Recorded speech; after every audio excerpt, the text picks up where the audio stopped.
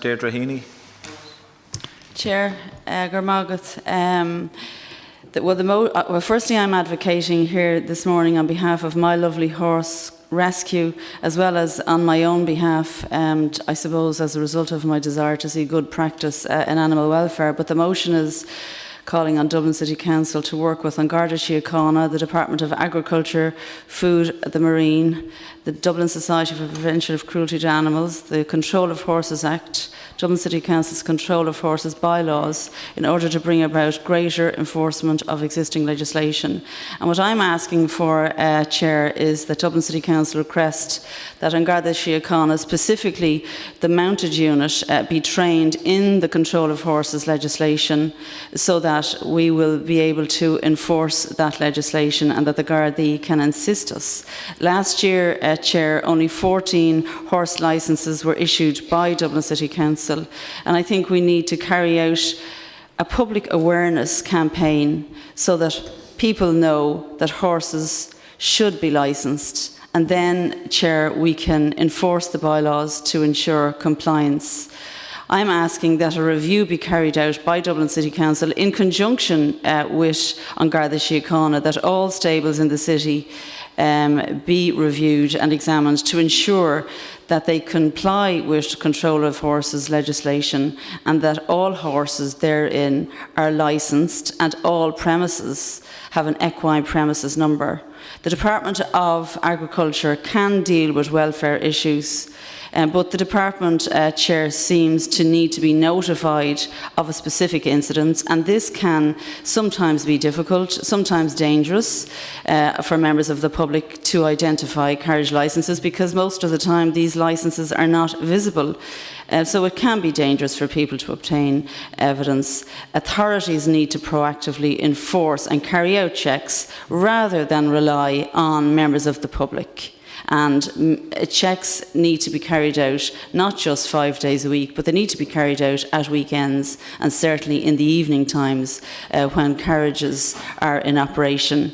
The second part of the motion, Chair, is that Dublin City Council arrange for the introduction of routine welfare checks of horses, including checks on harnessing, by a qualified equine vet or a suitably qualified authorised officer. Now, the Council has informed My Lovely Horse Rescue that we don't have a vet to call on to carry out routine inspections or determine compliance with legislation, other than on multi-agency enforcement days, which takes place a couple of times a year. But what I'm asking for is that we make provision on Dublin City Council. Sorry, Chair, I'm just having a little bit of difficulty because there's a conversation to my left. But what I'm asking Could I just ask the members just to, sorry, Councillor Heney, could I ask the members just to adhere to Councillor Heney? She's contributing. Thanks. What I'm asking for, Chair, is that we, as a local authority, make provision for an equine vet to carry out such checks so as to ensure compliance with the legislation that deals with unnecessary suffering of animals, and to make sure that the proper equipment is used. And just to finish, and I appreciate the time being afforded to me, Chair, just to finish, I'm sure we've all seen and witnessed situations whereby you see a horse drawing a carriage, or for whatever reason you feel very, very uncomfortable about the way the horse is being treated or the condition of the horse. And I think as a minimal, Chair, even if the City Council and the Gardaí enforced licensing at ranks and introduced spot checks in the evening time and at weekends, it would be of huge assistance, because it would ensure compliance and it would make people who own these animals accountable to the public and Dublin City Council. Gurmahagat. Thanks, Deirdre. And before I ask anyone else that they want to contribute to that, I'm just going to ask Patricia Colfer from the licensing unit. She'll address this matter. So, Patricia. Just to say, I actually don't work in the carriage horse section. I think that's been referred to the other SPC, the Transportation SPC. But just to let the SPC here know that there was a group set up last year. It's called the Dublin Region Horse Welfare Working Group.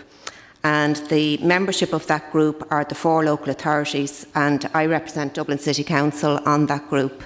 the Department of Agriculture, Food and Marine, An Garda Síochána, DSPCA, Fettercairn Youth Horse Project, Clondalkin Equine Club, Youth Services, Traveller Development Groups, voluntary groups, rescue centres and the UCD Veterinary Services. So there's a member on that group from each of those groups. We meet every bi-monthly and it's broken up into subgroups, and the subgroups are indiscriminate breeding, animal welfare, education and awareness, and legislation and regulation, which will be the acts and the bylaws. And those groups meet in between the bi-monthly meetings and we report back to the group. Now, I'm a member of the Education and Awareness Group, and we work very closely with the youth going into schools to give presentations on how to look after the animals. There's a Horse Aware Week taking place in Tala next on the 24th to the 29th of September, and there'll be an open day on the 29th of September in Fettercairn Youth Horse Project. The Lord Mayor of Dublin will officially open the event. And there'll be presentations all that week in the primary schools as part of Horse Aware Week.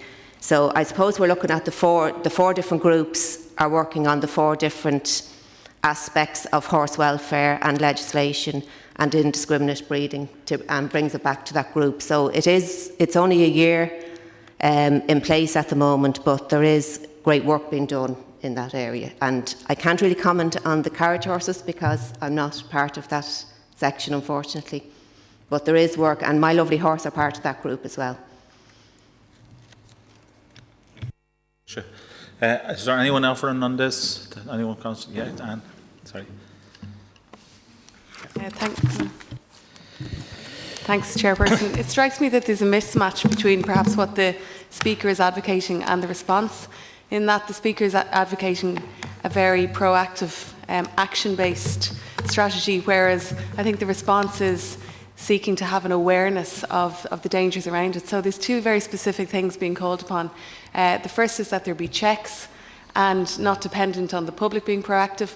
And the second, of course, is that there's a specifically qualified vet. So maybe the Speaker could respond to those particular 2 issues, because I think it's an issue of grave importance. Damien?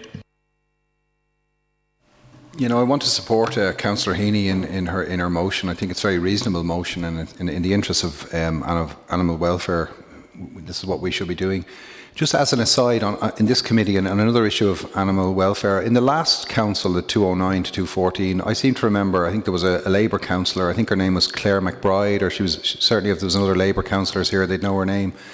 And she put forward, and I believe it was passed, it was that there wouldn't be animals in circuses on council property, and I understood that was passed at the time, but I don't think that's been adhered to. And could I get a report on that for the next meeting, please? Thank you. Jerry? Thanks, Vincent. Coming from a background of teaching for many years in disadvantaged areas and with young offenders, I'm very aware of the positive influence of developing a relationship with animals and caring for and taking responsibility for animals. At the same time, I'm very aware that there is a whole terrible cruelty to animals, especially around Halloween, especially with dog fighting, with all this sort of thing. My instinct is to absolutely support, while supporting Patricia's endeavours at the same time, to support Deirdre Heney's and what Claire has said here. We need to get a handle on it. I know the whole Smithfield market was a huge problem with animals, and we got a handle on that. If we could have targets, action-based targets, and if we could assess, if we could, as a committee, assess what progress is being made and have definite targets, I think it would address the problem. Thanks, Jerry. Woody? Thank you, Chair. I want to support Councillor Heney's motion, and also, as Councillor O'Connor said, there's a specific question being asked and a general answer being given. It's a much larger topic, how animals are treated all over Dublin, but we're talking about carriages in Dublin city centre which are conspicuous. You can't miss them. So it should be very easy to enforce this. And if an animal, I just was looking at the My Lovely Horse website, if an animal is in poor condition, as the horse in Temple Bar earlier on this year, it's very easy to see there's something wrong. The question then is of enforcement. Thanks, Willie. Greg?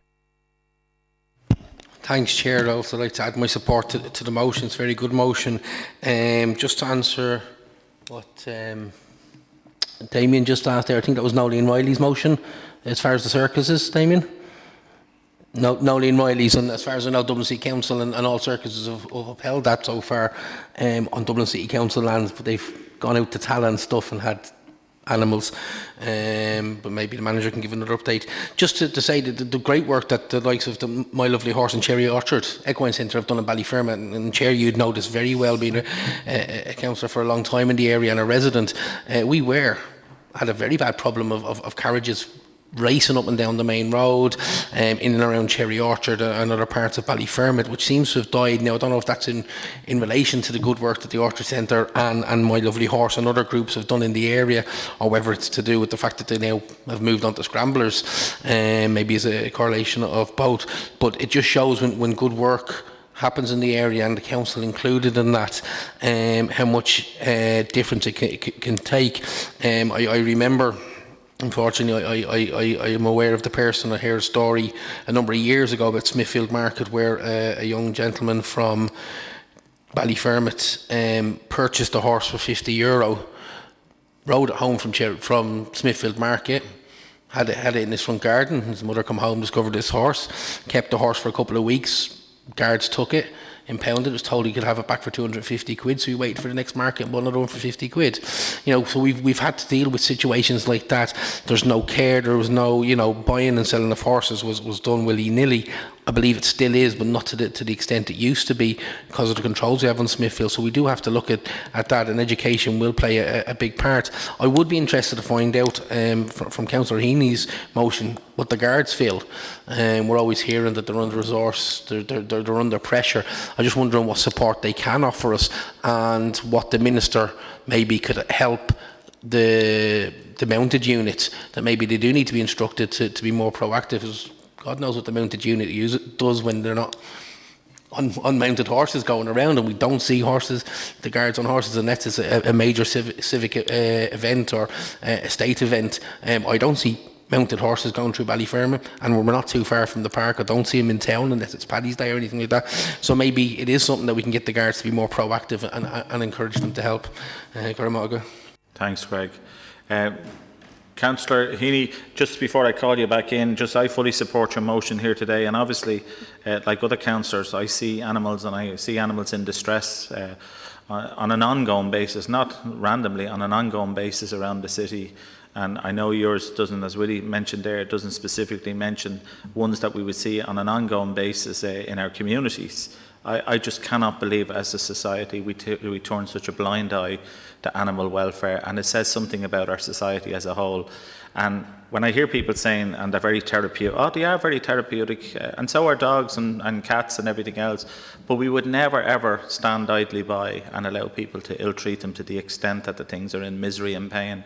Unfortunately, animals can't tell us what they're going through, but we as humans, recently I got a series of emails from somebody who witnessed a number of horses and went to intercede and was threatened in a very violent way if she didn't effing well get off to see what would happen to her, and the lady was a foreign national and took it very serious.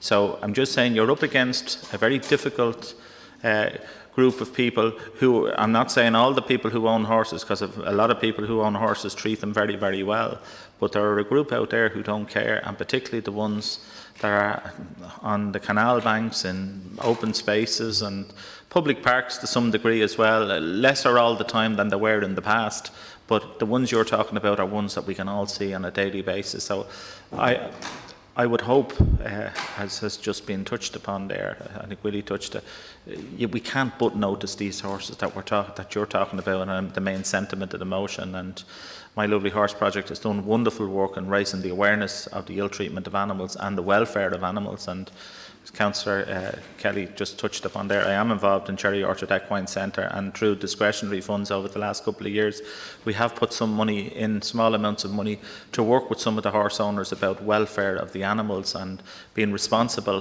horse owners, i.e. that you have to have money for a vet and everything else like that. From what you heard, Councillor Heney, if you want to respond before... Yeah, well, thanks very much, Chair. I suppose I think we need, as an organisation, we need to change our attitude to the way we enforce the legislation that's available to us.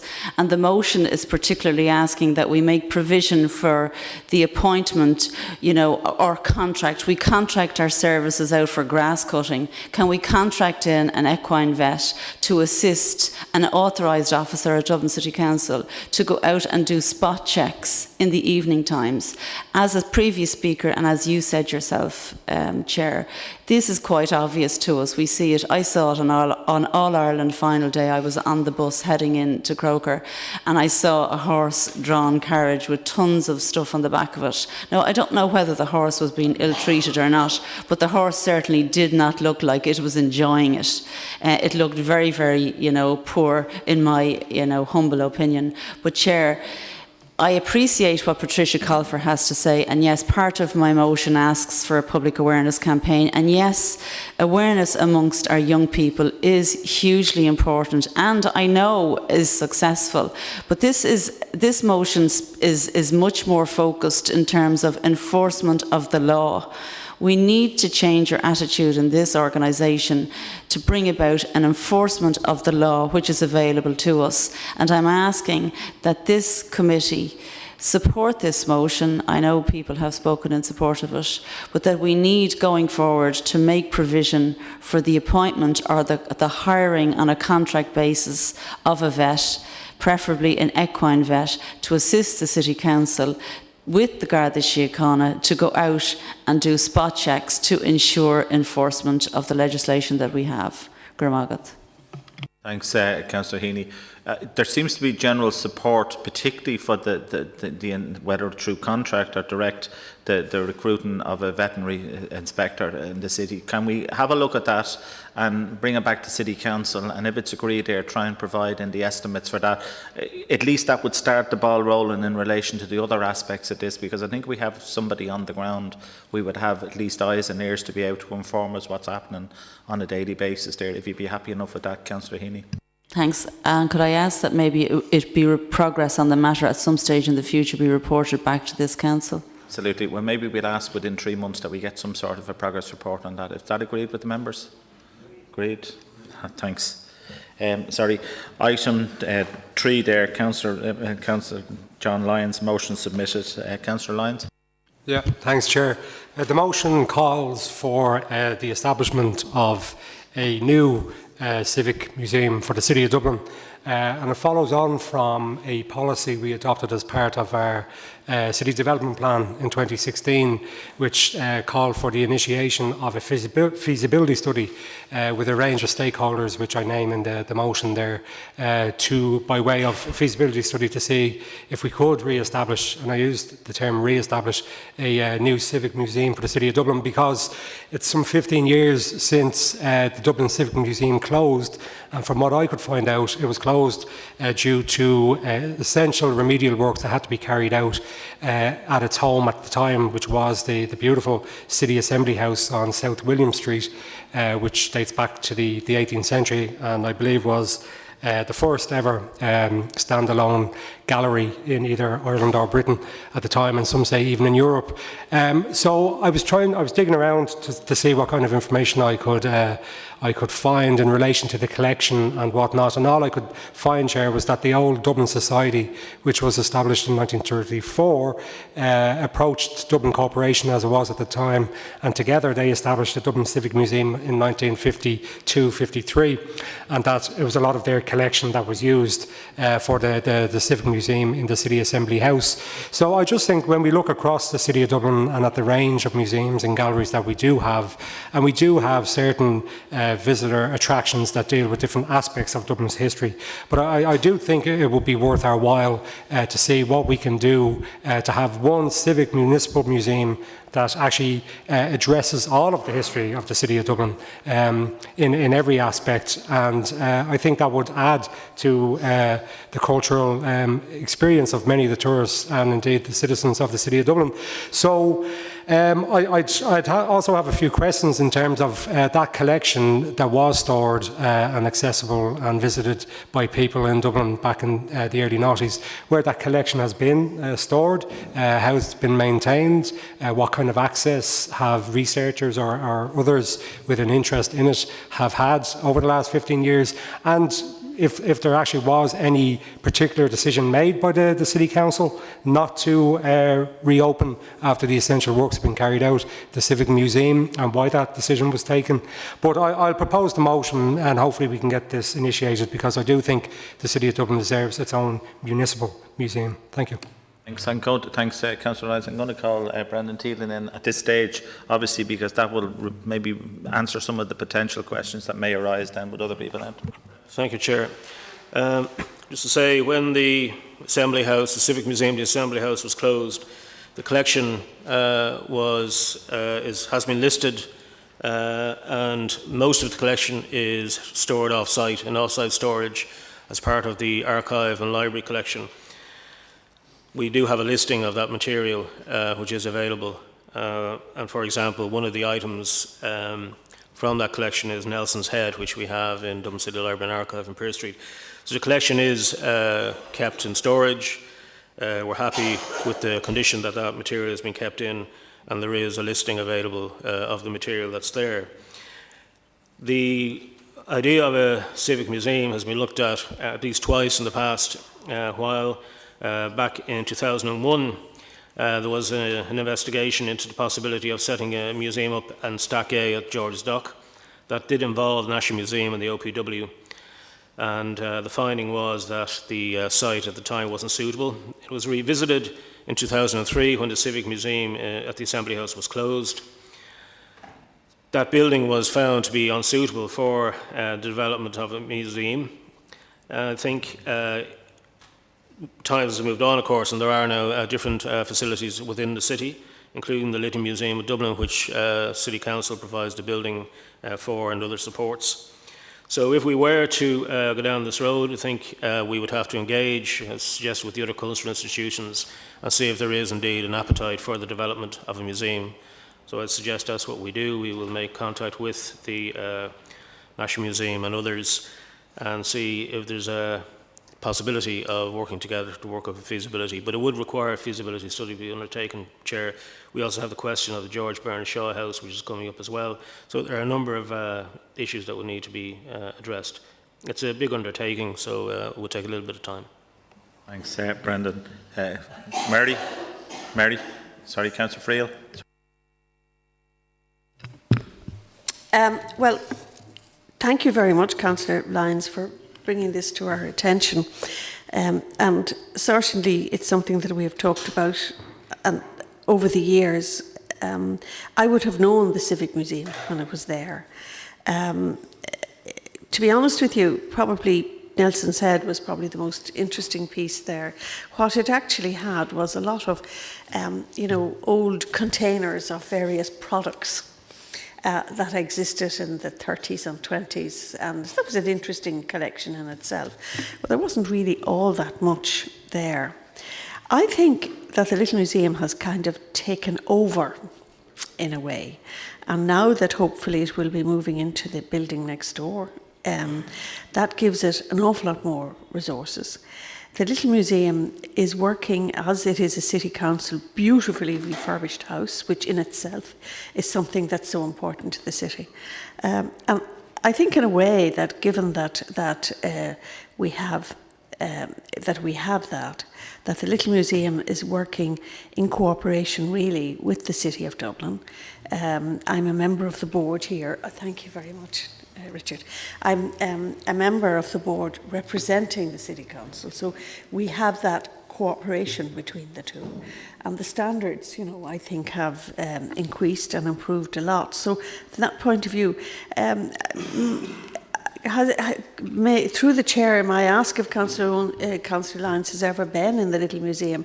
I just think you might find it interesting to see that, and I'm sure the Little Museum would make arrangements for you to go along and see it, and that just might be kind of interesting, and that we just might look at, where we have a close working relationship and put those two together. And could I suggest maybe that arrangement maybe could be made, and that you might kind of give us your opinion? Thanks, Thank Councillor you. Field. Willie? Thank you, Chair. I think Councillor Lyons is a good motion. It doesn't make sense to have stuff belonging to the city that tells its story in boxes for 15 years. At the same time, Councillor Freer makes the point we should first find out whether it's worth exhibiting before going down the road of capital or refurbishing a building. And not to foist anything on the library, but it strikes me that perhaps, as is the case with Central Library at the moment in the ILAC, that there's the opportunity from time to time to exhibit materials. So, it might well be that it could be something that was materials that were available to the new City Library if and when that is commissioned in a few years' time, hopefully. Thanks, Willie. Gary? Yeah, thanks, Chair, and I completely support the motion as presented by Councillor Lyons. I have been to the Little Museum of Dublin and I think it's absolutely wonderful. I think it's a really great place. I've been there several times and each way I come out thinking I wish we had a big Museum of Dublin, because I don't think there's still enough there that captures the other aspects of the history of Dublin. I think the history of Dublin is rich and varied, and I think if we ought to really present it within a singular location as they do in other municipal cities throughout Europe, I think we could capture something really beautiful. It wouldn't only necessarily need to be the stored materials that we have in the past. I think there's very much been a newer understanding of the history of Dublin regarding labour, a gendered history, the ecclesiastical histories of Dublin and all the horrors and probably the praise that goes with that. I think there's a real space in this city now to look at our histories and present it in a new and enlightened way that's not only about when we're confronting the British or anything else, it's actually about who we are as a people and the origin of that right up to today, including the new communities that have come in the last 15 years and added to the culture of this city. I think if we can document that, I think it would really enable us to stick our chest out and promote who we are as a city. And to build such a museum is not only about bringing in tourists, though inevitably it would do that. And I know from a different SPC that one of the factors of tourists when they come to this city, very often they don't come back even though they say they've had a wonderful time. And often that's because they feel they've already seen everything. I think developing the history of this city and presenting it has a multitude of different benefits. So I definitely think that's something we should be pursuing. Thank you. Thanks, Gary. There's no one else offered there. Just in relation to my own memory of the old Civic Museum, I have to say, Councillor Field, I think it was yourself that said it was some of the most boring artefacts. They never changed. They were just there, I'd say, since it opened in the early 50s. Nelson's Head from 1966, the year I was born, was the only thing that I can actually remember there, but it was a dull old place, and you went in once and it wasn't a place to go back again. So most definitely, whatever's in the collection, I just say, Councillor, I wouldn't say it'll stimulate too much discussion, maybe the history of time and anything else like that, but I fully support the whole objective. I know in the noughties, Councillor Michael Connaughton at the time, he was very supportive of such a facility that would be developed in the city, that would be interactive. A few of us, not for that reason, we were over, I remember, at a conference in Leeds, and we went up to York in the early noughties or the late 90s, and we seen the most fantastic civic museum that York Council had. It was donated by the cooperative, the supermarket group in Britain, and they would be very ethical suppliers of groceries and to suppliers and producers, etc. But it was fantastic. It was the history of York, but like of the modern era, like from the Industrial Revolution up to today. But it was a place that you could spend 5, 6, 7 hours. It was like a big, huge industrial complex, but it was fantastic, you know. That's my memories of it. And anyway, Councillor Lyons. Yeah, thanks, Chair, and thanks to everyone who's spoken in favour of it. Just to answer the question, I have been to the Little Museum of Dublin, interestingly enough, to tackle Jack O'Connor at the time at the Lockout Centenary in 2013. There was an event he was speaking at there with Joan Burton. So I've been in there a couple of times aside from that particular visit. But my issue would be that I think, and I do know that I think they had the whole tram was one of the things you could see in the old museum, but I think it's the principle of it that we have a municipal civic museum for the City of Dublin that's free to all who want to visit it, because I know the Little Museum is a commercial enterprise, and it's something like €10 in, which I think can be prohibitive for a lot of people. But I think it's the principle more so than the old collection, and we can build on that because we do have a rich social, political, cultural history. But I do know that it is a big undertaking, but I do think it's something that the City of Dublin deserves. So the policy we adopted 2 years ago in the development plan called for a feasibility study to be initiated. So I would ask that we would initiate that feasibility study with a range of stakeholders, the National Museum, the National Library and others to establish whether or not, because I just don't think it's good enough that the Civic Museum closes and then in its place come along other operations and enterprises that then we say now, 15 years later, are filling the gap. I don't think that's good enough for the City of Dublin, to be honest. So I do think we can tell the story of Dublin in a civic way, incorporating so much of the rich history, and I do think the best place to do that would be to establish a new civic municipal museum for the City of Dublin. So I'll leave it at that, Chair, but I wouldn't like this just to disappear into a feasibility study process. I'd like to get some time frames around it because, look, these are the way things happen. It closes because essential works have to be carried out, and then 15 years later, the idea of it dies, it fades away. So I think it's a good idea. It's been supported by members here, and I think it's something the people of Dublin and the visitors to the city deserve. Thanks, Councillor Lyons. Sarah? Thank you. I guess I've kind of, as a representative of the museum, I don't want to say too much, but I just think it is worth flagging.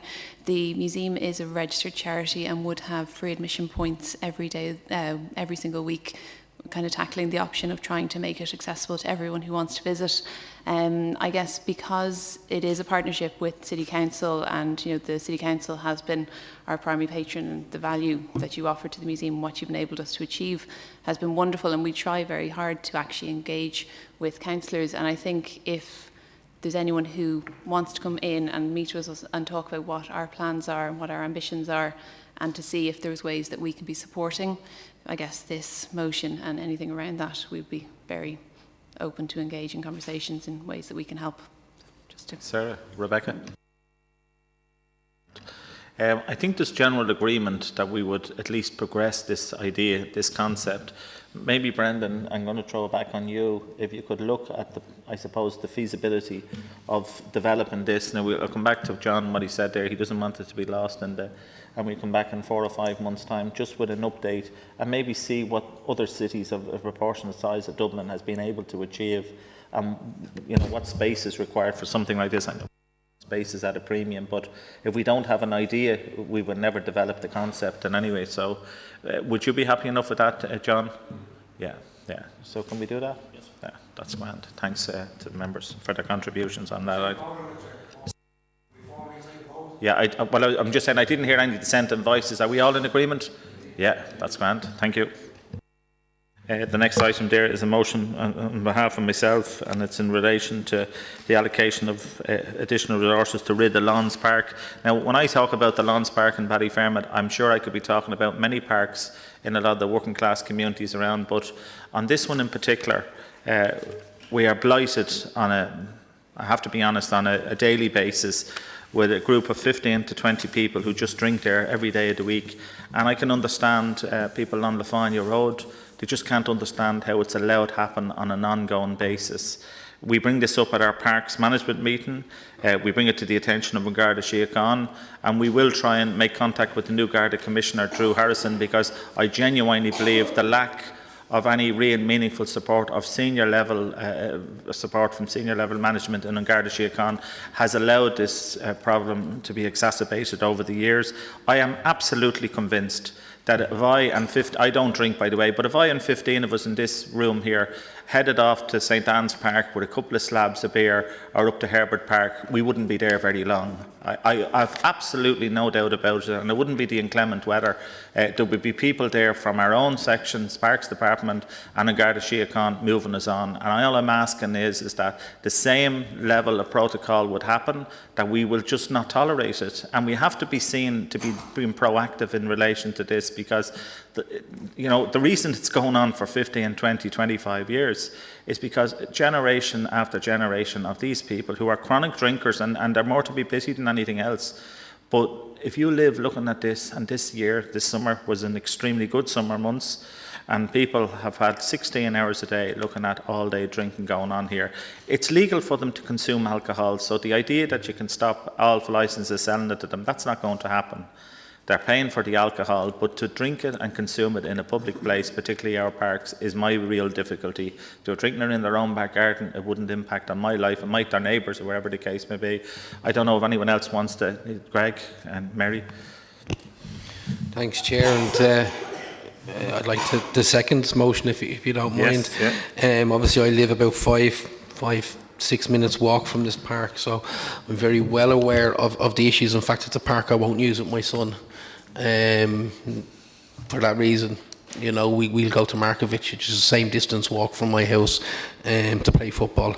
Markovich also has a playground, which also is an added bonus. But that's one of the reasons. I've been involved in football over the years, and it was one of the worst places to bring a football team was Lefanu Park. You could have 20 matches going on. But the issues of drinking around at the back of the centre there, and I know we had issues when the centre was opened, that we had to, the drinking was at the side, we had to put extra security, extra fences, and I do know the businesses along there, the Roma, Rum Toffee, have an awful lot of problems of having to tidy up in the morning. You can only imagine what they have to tidy up, and it stemmed from the drinking there as well. So I'd like to back this up. I have, like I know yourself, and party colleagues have been constantly onto the guards about this, and they don't seem to be tackling it at all. So we do need, a bit like Councillor Heney's motion earlier, we need all the relevant statutory organisations to tackle this once and for all. We need the Gardaí, the parks departments, and everyone else to tackle this. So I'm glad to second this motion, Chair. Thanks. Mary? I strongly support your motion, and I can understand how this behaviour is preventing a lot of local people from being able to enjoy the park. I know one of the things that we did, we had an issue down along the canal, and it wasn't a case of a few people just going out enjoying themselves. It was just that the sheer numbers and so forth. And it's the same thing, that it just kind of prevents people from actually enjoying the facilities. Now, the council have put up notices and signs that consumption of alcohol is illegal along the canal. There's no reason why they can't do that in the park, because it will give the Gardaí a stronger hand to take position on it. I would have thought, if I may say so, that perhaps a local meeting with the Parks Department, the City Council administration, the local representatives and the Gardaí might be a way forward, in the sense, with the local superintendent. I suppose my own background is a social worker, and we used to have case conferences when everybody involved in a particular case or issue, whatever, all the different disciplines came around the table. And I believe that that's the way you get things done, that if all the players are there, and I would think in the local Ballyfermot office that it might be a first step, but that I think putting the signs up would help as well. But, it's not good enough that we actually provide really good facilities, and that a few people are preventing. Now, of course, one would love to look at the rehabilitation of these people as well, and that's a whole other issue. And that might be something that's beyond the competency of the City Council, but nonetheless, it is another issue. So I strongly support you, and that's what I would suggest. Thanks, Councillor Friel. Anne? Thanks, Chair. I'd strongly support you on this. I appreciate that in some parks it is more of a problem than in others, but that's not to say it's not happening in probably most parks to some degree. I mean, we know we've had problems in certain parts of Bushy Park, probably more in the evening time than during the day. And as recently as yesterday, I saw 3 men drinking heavily in Harold's Cross Park, which is a very small park, and it was just at the apex, which traffic on both sides could see. So they certainly weren't trying to hide themselves away. We've had problems with it in Eamon Park too. But a group there, Friends of Rutland Grove, or Friends of Kent Park, I should say, got together and have trying to liaise with the Gardaí and with the parks and landscapes people in Dublin City Council, and they've made some inroads on that. So that's certainly one avenue to pursue. But you're absolutely right to raise it. I think we have a growing tolerance for bad behaviour, and that just can't go on. Thank you. Thanks, Anne. Claire? Thanks, and I support this motion, but I would like to see it extended to parks all over the city, because it is an issue that we've seen, I think, in everybody's constituency throughout the summer. And I think we do, I mean, just to echo what Mary said about the canal along Portobello, thanks to the residents and council officials working together and having several meetings, we've managed to address the issue somewhat by having signs erected, but also having a stronger Garda presence along there. And it has brought some relief to the local residents. But we do need to, I mean, look, if we're to believe the long-term forecasts that we're going to have colder winters and warmer summers for the next 7 years, then we do need to look at a citywide strategy to address this, because our public spaces and our parks are there for everybody to enjoy, and at the end of the day it is an illegal act, and we just need to have a little bit more regulation around it, I guess, to ensure that everybody can enjoy public spaces. Thank you. Thanks, Councillor. Thanks, Chair. I share your frustration. I think when I started here over 3 years ago, you had a similar frustration about it. And I think, to me, the problem is policing. I've brought it up with regard to the boardwalk. The problem also, I believe, and I support your motion, is I believe it is a working class issue. I believe working class areas are far more badly affected and far less policed than other areas. I'm talking about Ballymun and Finglas. I would suggest what you say also about the Garda Commissioner. His first response was, his first word he used was accountability. I know these problems can be complex and difficult, but if you pardon the pun, a blind eye is often turned to these. And I support what you're saying, and I hope a protocol could be worked out with the Garda Commissioner or the local superintendents to prevent this. Thanks, Jerry. John? Yeah, I support the motion, Chair, and I can tell you're frustrated with all your attempts to try to get something done with regard to it. But as has been said, like, I think there is a battle across the city in terms of our public parks, because they are great spaces to have in each and every area. But in terms of, you know, them to be enjoyed by the vast majority of people, there's always going to be elements, whether it's quad bikes and scramblers, whatever other kinds of antisocial behaviour. But it seems as if these people are entrenched, kind of, you know, lifelong drinkers. So one would hope that we could, in some way, I know it's not the City Council's responsibility, but that we could engage, you know, make some outreach with, link them in with some kind of services first and foremost. But I would say that it is an issue that, like I was in St. Anne's Park yesterday, you don't see any you know, drinking going on there, because there's regular Gardaí on the bikes. They go around the park again and again and again. And to hear that, you know, some families have to go further, you know, because they can't get, or they don't feel safe in their own local park, I think is a very serious issue. It speaks to your quality of life. You know, it sends a very poor message to young kids growing up that this kind of behaviour is acceptable. So I fully support the motion, and one would hope that at the JPC that this would be taken up seriously, the citywide JPC, and followed through, because, you know, we fight for green space in every area. Working class areas have less green space, less trees. And so when we have them, we have to ensure that they're as widely accessible for the majority of the communities, and not allowed to run, you know, into, through repeated refusal to tackle situations, that they become no-go areas. And that's the last thing we want to see happening. And I know, so I fully support you in the motion, Chair. John, before I call the manager in, that I should have mentioned the lawn contains a leisure facility and a youth centre that cost the City Council €38 million. That was constructed 8 years ago. And it wouldn't be uncommon to have to navigate into the building through a lot of all day drinking on the steps at the facility outside, and it is extremely distressing when you're bringing children in. And so much so, I mean, I've seen children being there with some of the drinkers on the winter nights, 3 and 4 years of age. And I know in one instance, children were taken into care, and that's what you're up against. And I'm just saying, if we can all see it, people are wondering why isn't it addressed. We are going to construct here next January, February, a skateboard park as well at a cost of approximately 1.5 to 1.7 million euros. So I would hope that that additional footfall that would come into the park will, you know, displace them to some degree. And there is, Councillor Lyons, I chair the Ballyfermot Drug and Alcohol Task Force, and we do have a small project working with some of these people, trying to get them into some services. It's a very difficult job, but we are trying to do that as well. So I mean, I do accept that it's a disease, the addiction of alcohol, and we are cognizant of the fact of that as well.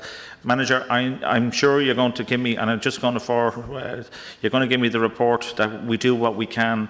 This is obviously a problem that affects parks all over the country and all over different British cities of a similar size.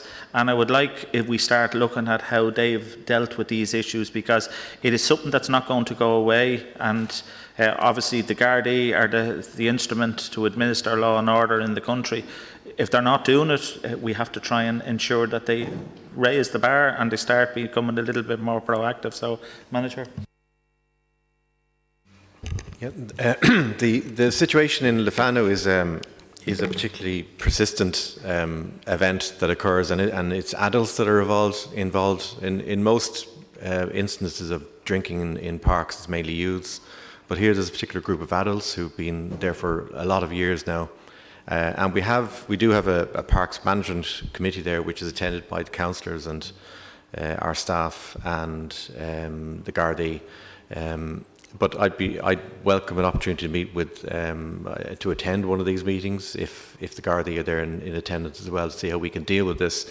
But they are purchasing alcohol in the off licence, which is within 50 yards of the park. And I think there's a whole load of things we need to look at there in terms of how we deal with this problem ultimately. There is a subcommittee under the JPC as well looking at antisocial behaviour in parks, and I'll bring this issue to their attention as well, and we will look at best practice as you've suggested, Chair, in the UK to see how they may have dealt with this, if there's any innovative ways of dealing with that. But it is a difficult one, and as you say, the good weather has made the situation worse this year. Manager, and I would hope in the upcoming estimates we would put a small provision in order to be able to start to address some of these issues, because as a lot of councillors have said, it is something that's affecting a lot of our public open spaces and parks across the city. And obviously if we're able to do something to eradicate this problem or bring it down to a level, when I say acceptable, that there'll always be some people that will go in and have a can of beer on a good day. But it shouldn't be the case to go in there 7 days a week, winter, summer, spring and autumn, and that's the case. Willie, you wanted to come in there? Yeah, sorry, Councillor, briefly, I want to speak in support of your motion, but what we're dealing with fundamentally here is an issue of addiction, which is not the City Council's job to solve. Okay, the police can deal with it, but they're just moving the problem on. So there are people who are battling with addiction and they need to engage with other services.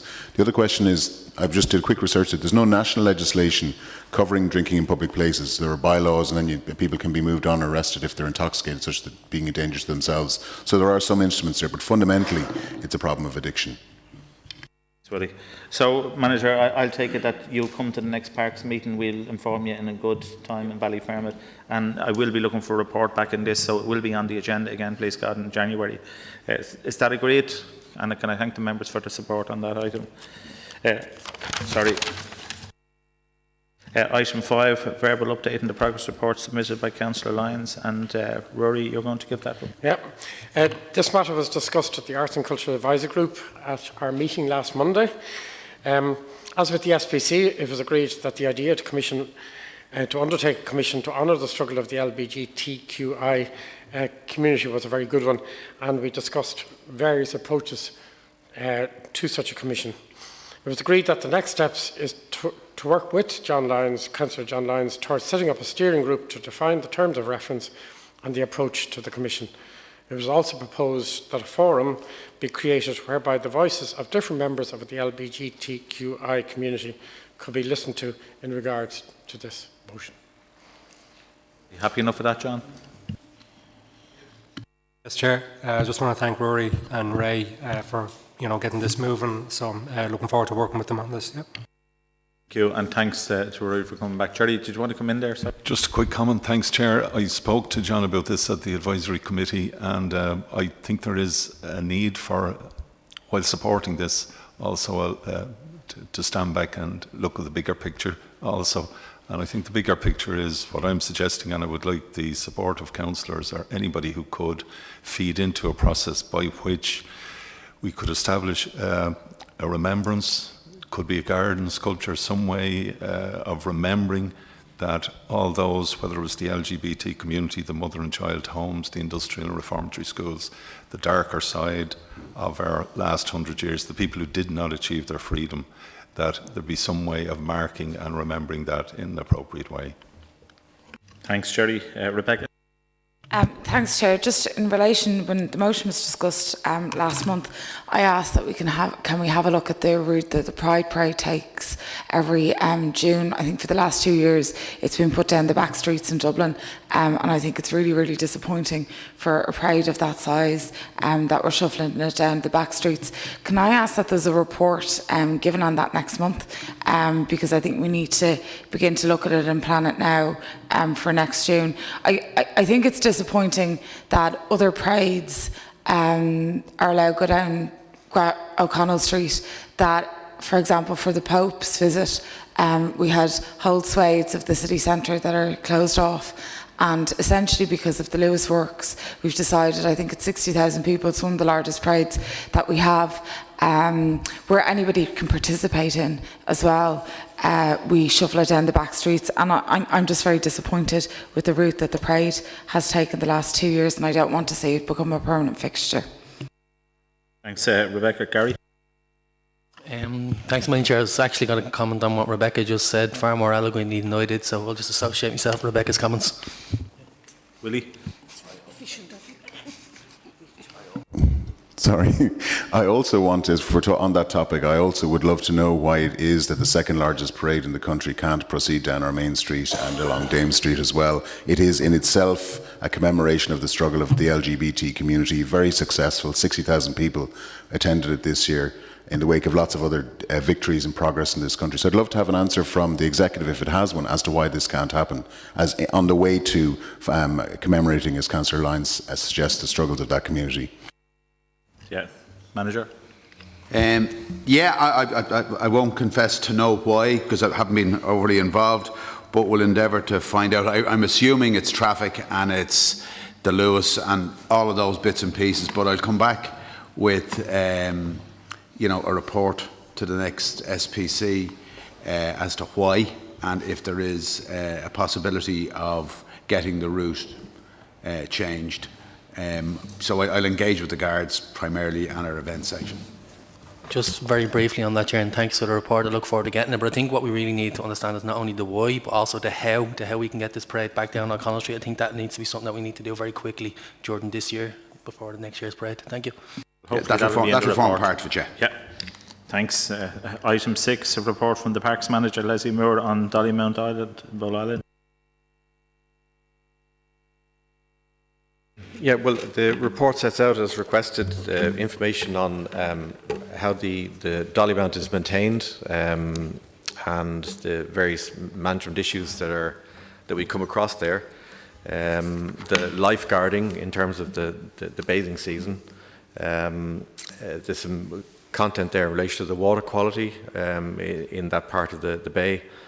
And the report finishes off then with some information on new beach wheelchairs which we have purchased for Dollymount, and they're available this month, and obviously they'll be available for next bathing season, and there's a booking system there to use them if people want to avail of them.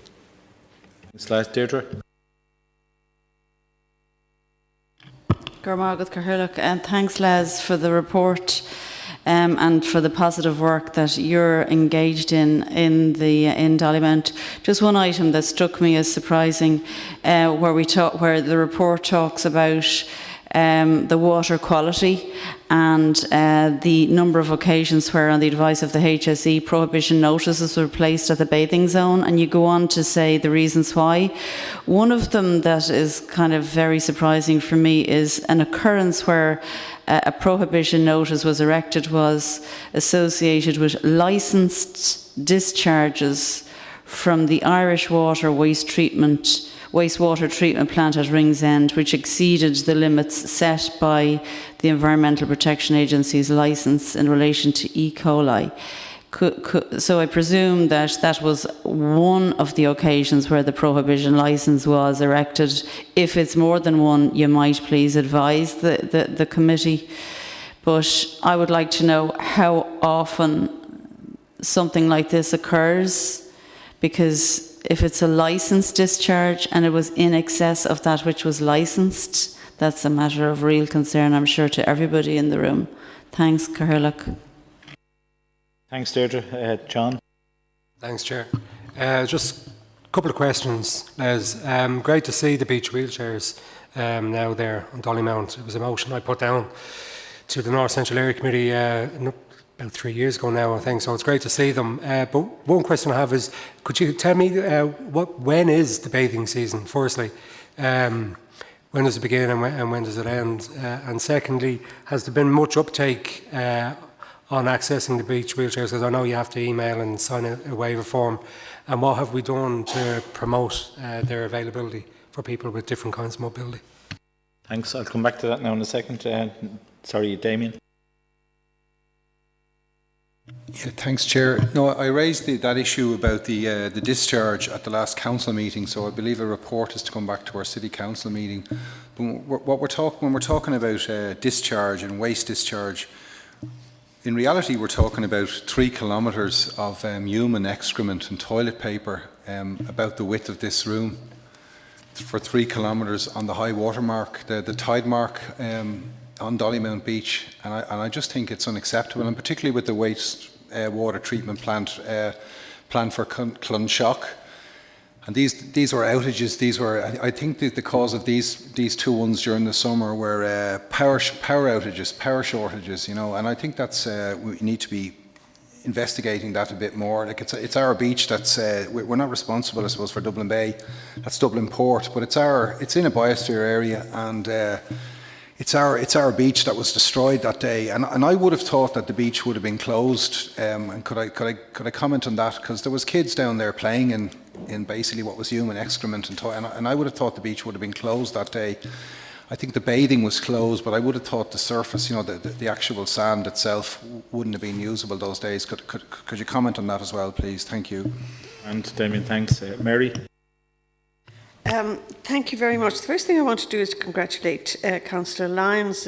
As he says, he was the person who put the proposal for the beach wheelchairs, which was an excellent and very good initiative, and well done on that. I would be interested in a report on the general take-up.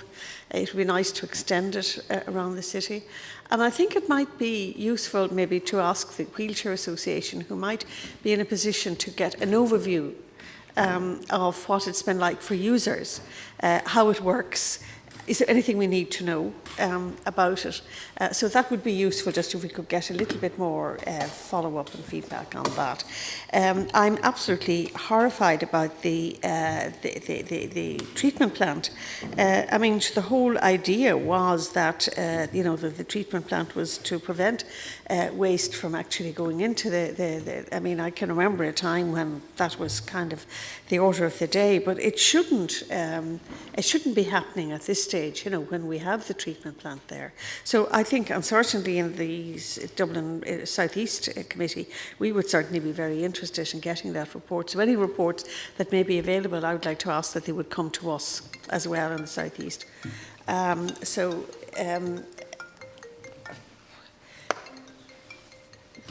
must be someone else. I thought it was me. Thanks, Councillor Freya. Anyway, that's really just all I wanted to say, and we need to find out more about it. Thank you. Thanks, Mary. Anne?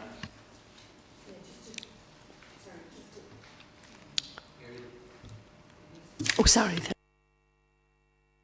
Sorry, just again to congratulate Dublin City Council and Councillor Lyons in terms of the beach wheelchairs, which is an excellent idea. And again, just I suppose to understand how they're going to be, how they're promoted. You know, how do people know that they're there, or whatever. And on a very practical note, I think it is impractical to put a person's name for booking, making the booking, just down. So maybe for next year, just consider how to address that, because if that person isn't there, they don't see their email or whatever. I don't know, but it just seems impractical for Dublin City Council just to put a named person down for making the booking. Willie? Thank you. Thank you, Chair. Whatever about the bathing season, I enjoy swimming in Dublin Bay year-round, and obviously many different agencies are involved in Dollymount and other beaches, and apart from power outages, it's well known by people who swim to avoid the sea after there's been heavy rain, because sewage runs in and the E. coli levels are elevated, so it's a larger problem than that. But certainly in recent years, bathing has become extremely popular. You know, the old baths are being refurbished in Dunleary. There's a fancy pants place if you want to pay in Clontarf. So I really think that this is a fantastic community, and the one in Dollymount, obviously part of a biosphere. So we have to cherish it and make sure that people don't have to swim in fecal matter and everything else. Thanks very much, Willie. Jerry? Thanks, Chair. Just to say to Leslie, we really welcome what you're doing there, and thank you to John Lyons for putting down the motion originally. It's a great asset to people with mobility problems and wheelchairs and all that. We'll work fully with you. The PPN, the Disability Linkage Group, the Irish Wheelchair Association is on it. I'm facilitator of it as of present and on the Secretariat of the PPN. We'll get this out to the 700 organisations involved in the thing, and we look forward to working with you and Pat Corrigan on a proper booking system. Finally, I would just have a simple question for you, Leslie. May seem odd. Are you angry about the E. coli in Donegal that's happened? Thanks, Jerry. Before I call Les in, I just want to thank there was a biosphere trip organised in the early part of the summer, and a few of us went on it, I know, because I've seen some of them. It was absolutely fascinating, over to Dunleary and then out to Howth. It was really a great experience, and just to see Dublin and the bay from the water is such a different, I have to say, you could have been in any city in the world in relation to that. Les, you have a few questions there to answer, if you can do your best.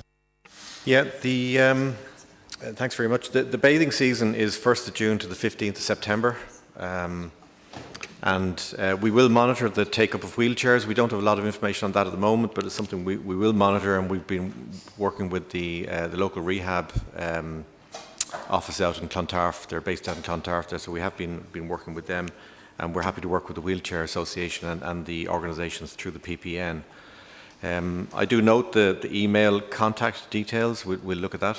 It's a good suggestion. And in relation to the E. coli and the, I mean, it was in the past, it was the, you know, when there was a downpour of rain, that was the time to avoid bathing, but that actually didn't happen this summer because there wasn't any great downpours of rain. So, but the instances that did occur, that's the feedback I've got from wastewater management section, and so they have the detail on that, and as has been said, they are providing more detailed report to the council. And we'll look for that to go to the South East Area Committee as well. Yeah. Just on that, are there any fines imposed upon the licence discharge that exceeded the amounts that Irish Water? Is there a process in place to ensure that it doesn't happen again by way of penalties? Councillor, I'm not sure what the licensing of whether there's a fine involved in that licence. We can find that out, but I'm sure it'll be in the report that goes to the full council meeting. Deirdre, very briefly. Okay, I was just looking for clarification on the information. So there's a report coming to the full council meeting, Les, about the E. coli breach, is there? To the chair? I didn't get an answer to my question, so I presume you don't have the answer, but are we going to get it at City Council? By Damien last Monday, so I think that will have to happen at it won't be there for next Thursday's meeting, but I would say some subsequent meeting, yeah. So we note that report, and thanks Les and to the councillors for contributing. Sorry, Damien. You know, thank you, Chair. No, I asked the question, is there times when the beach would be closed? Like, what I described was the reality. 3 kilometres is width as wide as this room. Is that a time to close the beach for a day? I know the water, I think bathing was closed off, but the beach, the surface, the sand, the tide mark. That's where this was all situated, and I would have thought the beach would have been closed. Thank you, Manager. The beach itself isn't closed. There are signs, there's a digital sign in relation to bathing to inform people not to bathe at those particular times. And there are other signs that go up as well, but we don't restrict access to the beach itself. Obviously, it's something that we're going to have to monitor going forward. If there's another breach, hopefully there won't be from the waste treatment plant, yeah. But I would have imagined several. Well, hopefully that'll be commented on in the report that comes back from the City Council in relation to the water quality. Like, there was kids playing in this stuff, walking through it, and all children in their bare feet. And after a while, the parents were looking, what's that? Oh, that's all toilet paper. That's toilet paper everywhere. That's that brand. Like, that's real. And I just thought it would have been closed for that day or whatever. But anyway, thank you. We'll look at it. What's involved in closing the beach. It's different than just an advisory to people in terms of bathing. It can be slightly more complicated, but we'll investigate if and when this does happen, what our response is in relation to the beach itself. It can be very difficult to enforce, other than an advisory saying to people that the beach is closed. But we'll see. I mean, you'd like to be able to think you can enforce it, but it's a bit like you can't stop people swimming if they want to swim in E. coli. It's their own business. But we'll investigate and we'll come back. And I don't know whether we'll have that well thought out enough to respond to the question you have down, but we'll definitely come back to it. Okay. Well, it's most definitely going to come up at that meeting, so I would forward that. No problem at all.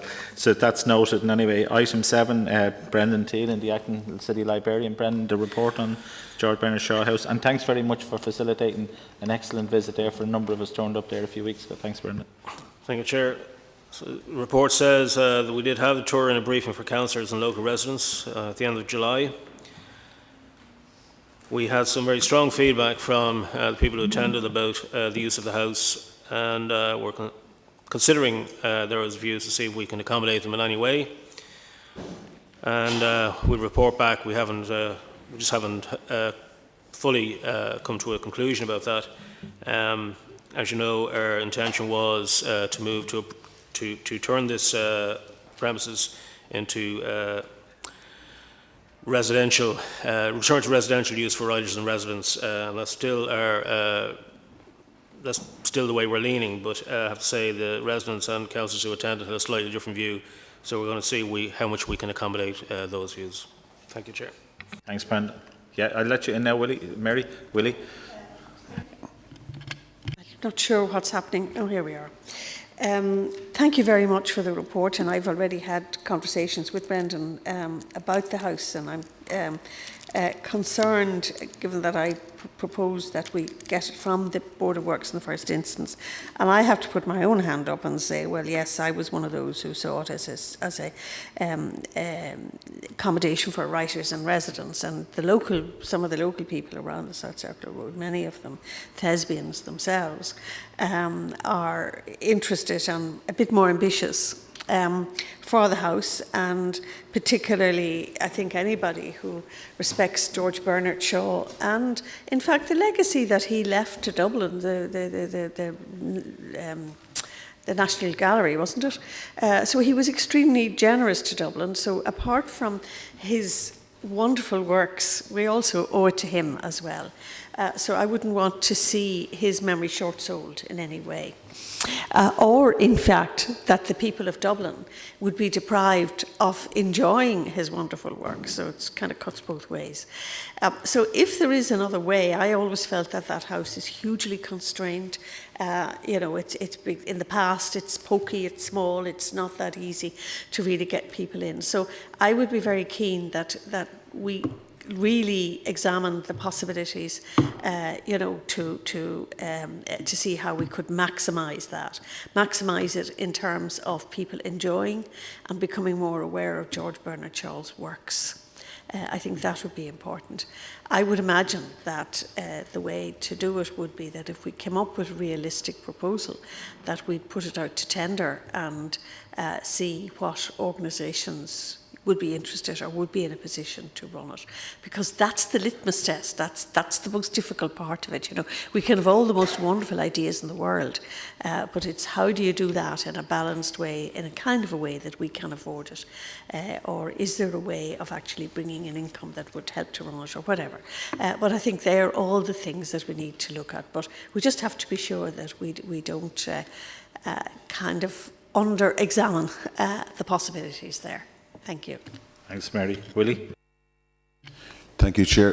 Brendan, I didn't get a chance to go on that visit. Is it possible to summarise the other suggestions people had other than residency?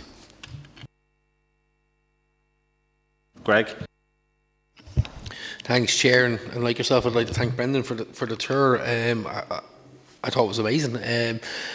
I was expecting something completely different when I arrived from what I'd heard, or rumours and reports I'd heard. That the building is in such great standard, and everything in it. I mean, every room is filled, and you know, I was a bit surprised to hear that 99% of the stuff are not from when George Bernard Shaw was there, but it still gave you an idea, and it did give you a feel of what life must have been like for him, and the different rooms and the way they're set up. So I think it was whoever's running it now, is it Tourist Board Ireland or whatever, they're Fáilte Ireland or whatever they're called now. They've done a great job maintaining it, but it was also interesting to listen to the 13 residents who were left at the end of the tour, and I was sitting there listening to their suggestions. So some of them are very, very passionate about what should go in there. I think some of them mightn't be realistic. I mean, I heard everything you said, but if we could find a lovely, happy medium, it would be good, because I think the residents that were there and many other residents in the area would hopefully keep it viable. And they were even talking about setting up a voluntary group and stuff like that. So maybe that's something we could explore on a small, because I do understand that what happens is you get a voluntary group that starts it, and then all of a sudden, one by one, they drop out for various reasons. All of a sudden, you've no voluntary group anymore. Thank you. Thanks, Greg. Anne? Thanks, Chair. Yeah, I'd like to thank Brendan too it was an excellent tour. It was really interesting to see. I had expected to see a very run-down, dilapidated house, when in fact it was a real gem. It was a little treasure. And while I fully accept that the Writers in Residence proposal, you know, would seem to be appropriate for that house and for George Bernard Shaw, I think it would be a great pity to keep the house hidden away from a lot of other people. It is a real gem. Not a lot of people know about it, and I appreciate it'll take quite a bit maybe to bring it up to a standard to have people coming and going. But I mean, for anyone who's toured like the tenement houses in New York, they're very restricted, very narrow corridors, and you know, so okay, they're much bigger buildings, but they're very narrow, very confined, or whatever, and yet they still manage to get people in there and experience the whole thing. So I think I'd love to see it a little bit more opened up to the public, and how that can happen. We'll leave it for Brendan to come back and let us know. Thank you. And then another one to look after. Could you want to report back? Thank you, Chair.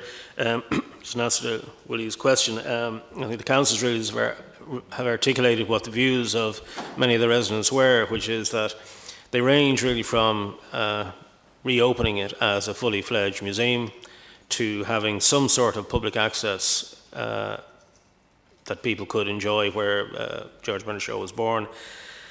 We did have said it was operating as a museum. It didn't work for a variety of reasons.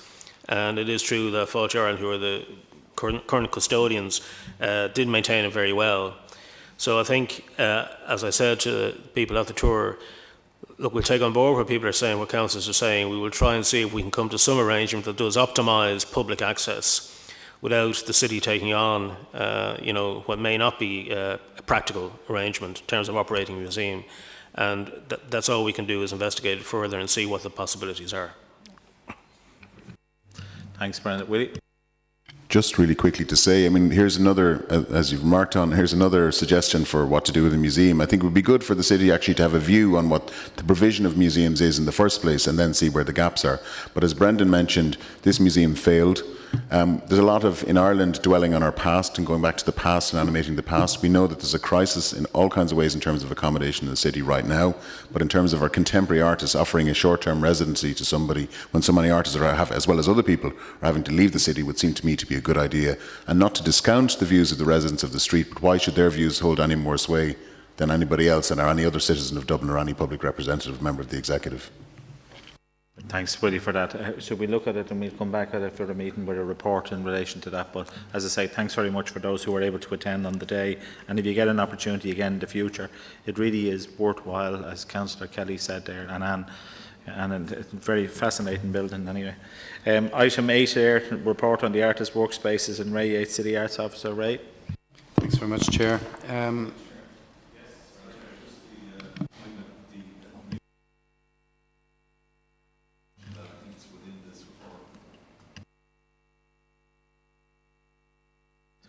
No, it's coming at the end. It's coming at the end. Yeah. Oh, it's coming later. Yeah, is it's it? coming later. It's Okay. item 16. Sorry. Okay. Sorry, Ray. Fine, thanks, Chair. So as the SPC is aware, there's a standing committee on the deficit in artist workspaces, which has been around for about 2 years now, consisting of the Department of Culture, Heritage and the Gaelic, the Arts Council and Dublin City Council's Development and Arts Office. And also there's a subcommittee of this SPC with councillors Moynihan and Byrne, and both committees are seeking to locate sites that may be suitable for capital investment to build these workspaces. Recently, Richard Shakespeare identified that sites under consideration by these committees may be eligible for the new Urban Regeneration Development Fund, and the application for this is gaining momentum. There's in principle support from the department. We've identified potential sites, and we're currently looking at the quantity surveying part and cost. We need to understand more the private sector involvement in any creation of artist workspaces, and we hope to be able to apply for feasibility funding before the end of the month. Thanks, Chair. Thanks, Ray, for that. Yeah, sorry, yes, I beg your pardon. Sorry, thanks, Chair. In the, I know this is skipping forward a bit to the ACAG minutes, but it says that 2 sites are being looked at of the 6 that were shortlisted. Have the other 4 been ruled out or just postponed in terms of feasibility studies? Thank you. Anyone else offering? Right, Ray. Yeah, the other 4 sites were just deemed to be not suitable for various reasons. Thanks. Enough of that, Conor? Yeah, grant. We move on. Item 9, implementation of the cultural strategy. Again, Ray, hand it over to you. Thanks, Chair. This is just to pick out one of the actions in the cultural strategy adopted a couple of years ago, and that is to convene an annual conference for the creative and cultural industries to upskill all stakeholders, build international networks, attract thought leaders in the field, and position Dublin as a leader in creative and cultural thinking and practice. It's, I think, been expressed very strongly by the Executive and the elected members of the SPC that Dublin City Council should receive due attention for the amount of its investment across culture. And I think positioning a conference like this towards the mid part of next year would allow us to showcase everything that's being done in the area of culture by the department, and not just by the culture department but throughout the city, in areas like community development and particularly in the area of built infrastructure. And although it's not necessarily led by the Arts Office Chair, I'm certainly prepared to put my shoulder to the wheel and make sure that the city does receive the credit. But it would be a conference also where you have international speakers, and we would look at the position and what the next steps are for the city. Thanks. Thanks very much, Ray. Are we all happy to note that? Yeah. Thanks very much. Item 10, Architect's Report from Terranure Library. And Brendan, you're going to comment on that? Thank you, Chair. The City Architects went back to the consultant architect following the, as we reported at the last meeting, seeking further information that has been received, and we have provided that information in the documentation. So the summary really is that taking into account the planning restrictions of the site, we are looking at 2 options. One is to extend the existing building and do a refurbishment, Indicative costs, these are obviously are only indicative. We're talking about 2.9 million, which would give us only 130 metres of extra space. A two-storey new build involved taking down the existing building and building a new building would give us 388 square metres of additional space at a cost of 3.8 million, which is obviously a larger sum, but gives us far better value for money, €9,800 per additional square metre rather than 22,300. So we are considering this. We do have an amount in the capital programme for Terenure. So I'm considering this with the team, and we'll come to a conclusion following further discussions with city architects, and we'll present to the South East Area Committee hopefully at the meeting in October. Thank you. Are we all happy enough with that there? Sorry, Councillor Friel. Thank you very much for the report. One of the things that have I missed, I'm trying to see in this the inclusion of the enterprise space. You see, that was the whole idea, that the enterprise centre next to the library has a considerable amount of space, and we were looking at the possibility of doing a cooperative venture with the enterprise centre, where we would be able to share space, and that's where we would actually have a considerable amount of space, and that's where we'd be able to increase. Plus the fact that you'd be able to have a two-storey, as you say, which is all you kind of really mention in this at the front. You would also be in a position to bring that building out to the footpath, which would also increase the area, because the gable wall of the house next door, our family home was across the road, so I kind of know it like the back of my hand.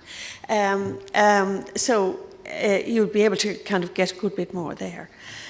So I really, when you come to South East, I would like that we would include and including the space between there and the enterprise centre, and that we could actually, I mean, it's very good that we actually, you know, share space with non-profit making organisations that have very similar briefs to ourselves, and that we could actually give that to Terenure. The fact is that there is no other site in Terenure. Now, I know that some of the people in Terenure had ideas that maybe what is now the car park that's owned by the HSE is not owned by the City Council. So, you know, you can't just look at a thing and say that's what we're going to go, because that's not realistic. So I think we have to make the best of what we have. But we do have this option next door, and I am asking, formally asking, that the report that we get to South East, that is included in it, and I think that would make a huge difference. Thank you. Mary Ann. Thanks, Chair. Yeah, no, I welcome this report too, and you know, I think we've been waiting in Terenure for quite a long time for this to move along. I think if you were talking in terms of space, getting 3 times the additional space for you know, for 3.8 million versus 2.9 million, I think it's probably a no-brainer on that one if it is budgeted for in the capital spend. I presume we will get a bit more detail when it comes to the South East Area Committee in terms of what would be proposed to be included in this in a potential new build. Apart from the obvious library services, but what else? And, you know, I think we need to provide for, you know, cycling, for parking, cycling and all of that. But in terms of the Enterprise Centre, I think it's quite a separate thing, but yet there is, I think there is an opportunity for synergies between the two. But I think it could probably complicate things by trying to merge, if you like, the objectives of both. But there certainly could be synergies there, and I think they should be looked at. Thank you. Thanks, Anne. Conor. Thank you.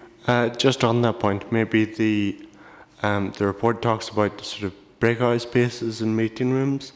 Maybe that could be provided in the enterprise office. That would not necessarily mean a huge amount of work on what they already provide. Thank you. Thanks for the members. Brendan, can you, I don't know if you want to comment on that, but incorporate in your response to the South East Area Committee some of those sentiments that have been taken, that have been mentioned there. Is that okay? You okay with that? Yeah. Yeah, that's great. Thank you. Yeah, just at the commencement of the meeting, and unfortunately I couldn't find it on the computer, I just was asked by Jerry Kerr if I could just read into the record of the minutes here of the meeting, into the order of the minutes, just an issue that arose there at a previous meeting where there was some dispute. And with your indulgence, can I read this into the record of the meeting? Yeah. It just said, hi Vincent, could you please read the following statement at the next SPC, and it's from Jerry, and it says, Mr. Jerry Kerr and Mr. Robbie Sinnott have reached an agreement on the outstanding matter of which you are already aware. The statement, Mr. Robbie Sinnott wishes to change his email sent to councillors regarding the matter from that only 2 NGOs who contributed to the PPN Disability Group's observation were My Own Blind Legal Alliance and Headway 2.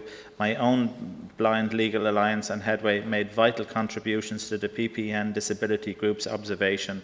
Jerry Kerr, having already retracted his statement regarding the above and the removal of the webcast, wishes to state that he apologised to Mr. Robbie Sinnott for naming him at the meeting.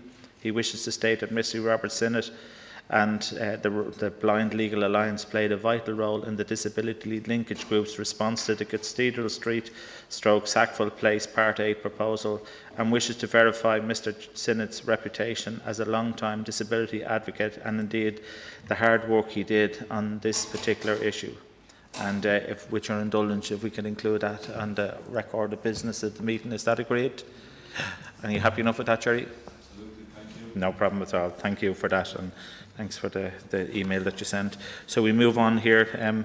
Management report, management update.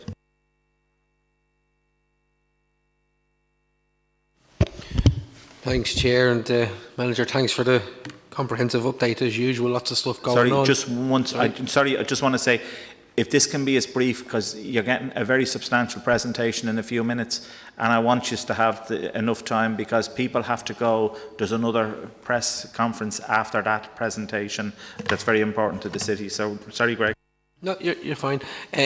Just want to welcome the start of the Bluebell all-weather football pitch. Great to see, and it's coming along nicely. I'm just wondering when the relevant local clubs will be sat down to discuss pricing. It has come up with me with 2 or 3 clubs, and if I could be involved in any of their meetings or help in any way, that would be great. I see Lefanu Skate Park has now been delayed. What's caused the delay? I know it's only a slight delay, but contract, that's fine. Thanks, Chair. Also see that the first Dublin City athletics officer is about to be or has been appointed or in the process, which is great to see, because I know we have enough officers for FAI, rugby and GAA, and good support from them organisations as well.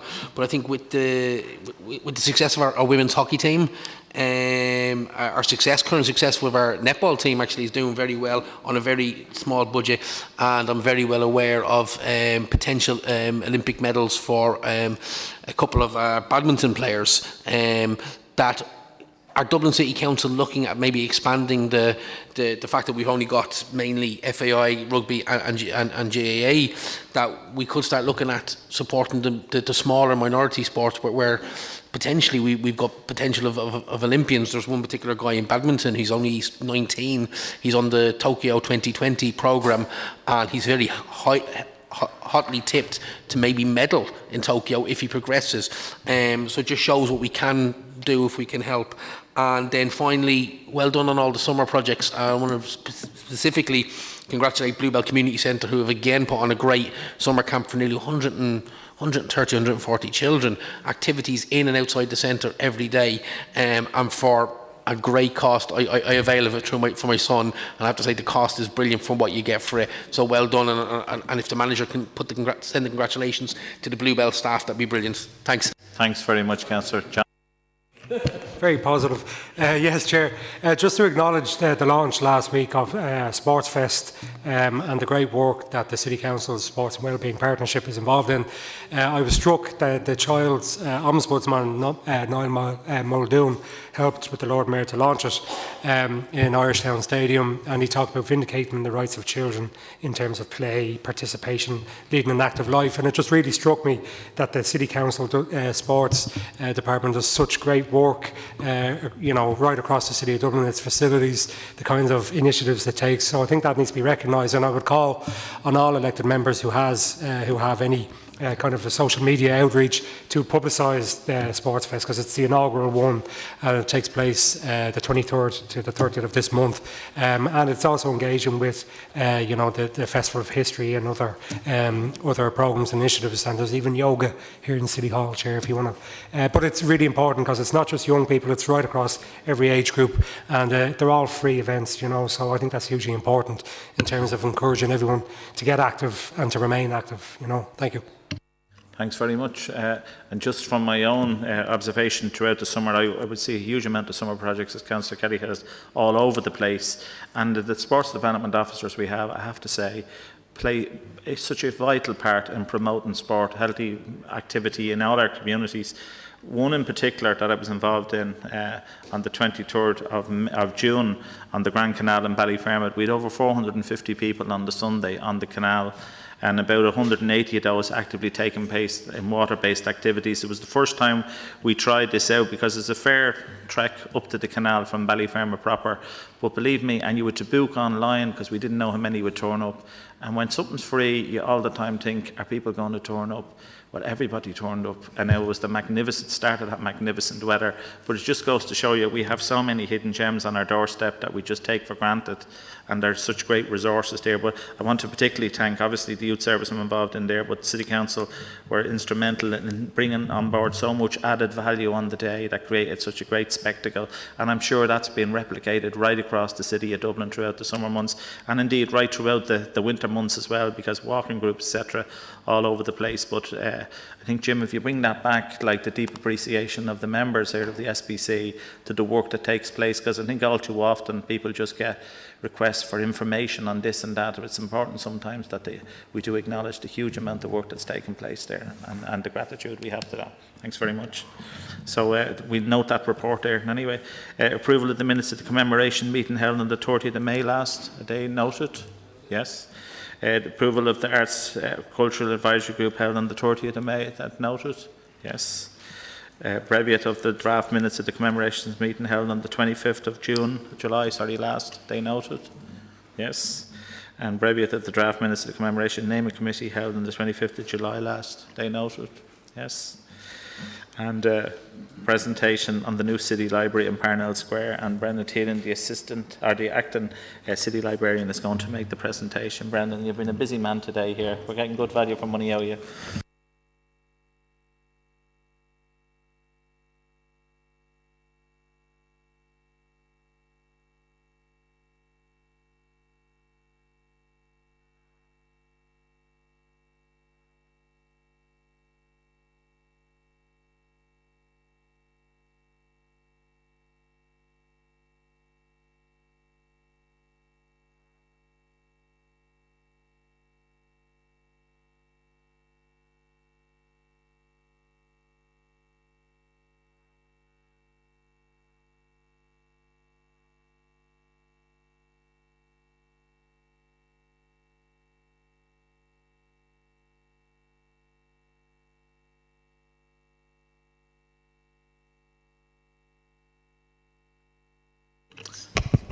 Okay, Chair, thank you. Just to say we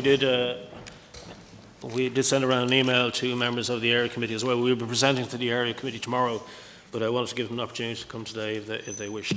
So members will be aware that we have been working on this project for a new city library as part of the Parnell Square Cultural Quarter for several years now. And there have been various stops and starts, but we're finally at the stage where a planning application is to be submitted, which we hope will happen by the end of September.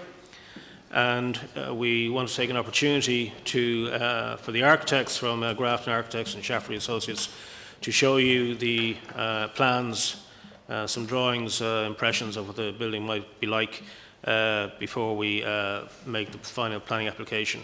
Just to explain that the planning application is a joint application with Parnell Square Foundation, Dublin City Council. It will be an EIAR process and go directly to On Board Planala. We hope, as I say, to have that through by the end of September, all going well. So the project is being, the design team consists of Grafton Architects and Shaftesbury Associates, and Vaughan is going to take us through the designs. We're going to start with, sorry, Ali, didn't see you there, sorry. And of course, the project on the architectural side has been led by City Architects and we're very grateful to them for all the work they've done. So Ali Gren, City Architect, so do you want to say anything, Ali? Or?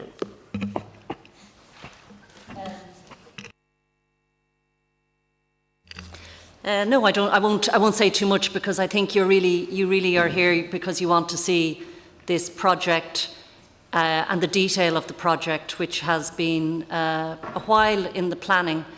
But if I can just say one thing, we've got very fine architects working on this project.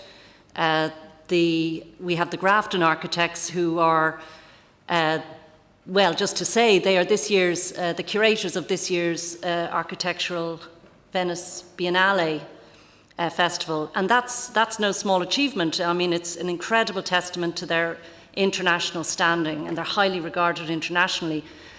And so they are with Shaftry and Associates, and we've got Grania Shaftry here, who, and Shaftry Associates, I think it would be fair to say, and don't blush, Grania, but would be one of Ireland's foremost conservation architects. So we've a very fine team working on this, and it is strategically important for the city. It's sometimes hard to see the big picture when the smaller parts aren't in focus, and you need the smaller parts to be in focus in order to understand the big picture. And this is a big picture project for the city, and I think I'll just let Yvonne Farrell and Grania Shaftry take you through the project, and I think you'll understand why it will be transformative for the North Inner City, for the city core generally, and for Dublin's reputation internationally as a UNESCO City of Literature. Good morning, Cathaoirleach and councillors. It's a great pleasure to be here with Grania Shaftry to present this project to you. So I've gone the wrong way. Can I go that way too? Okay. No, I'll go on a bit further. Okay. This new library celebrates the real value of city. It provides a new south-facing public space. It renews the wonderful 18th century houses with their beautifully proportioned rooms, and it creates a memorable 21st century addition. It will weave the historic and contemporary together in an exciting way.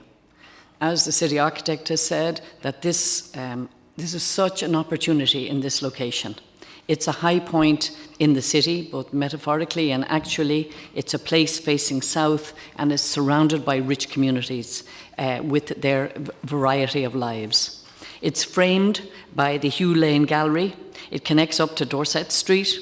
Parnell Square is a place with huge potential, and this new city library forms a significant part of the Parnell Square Cultural Quarter.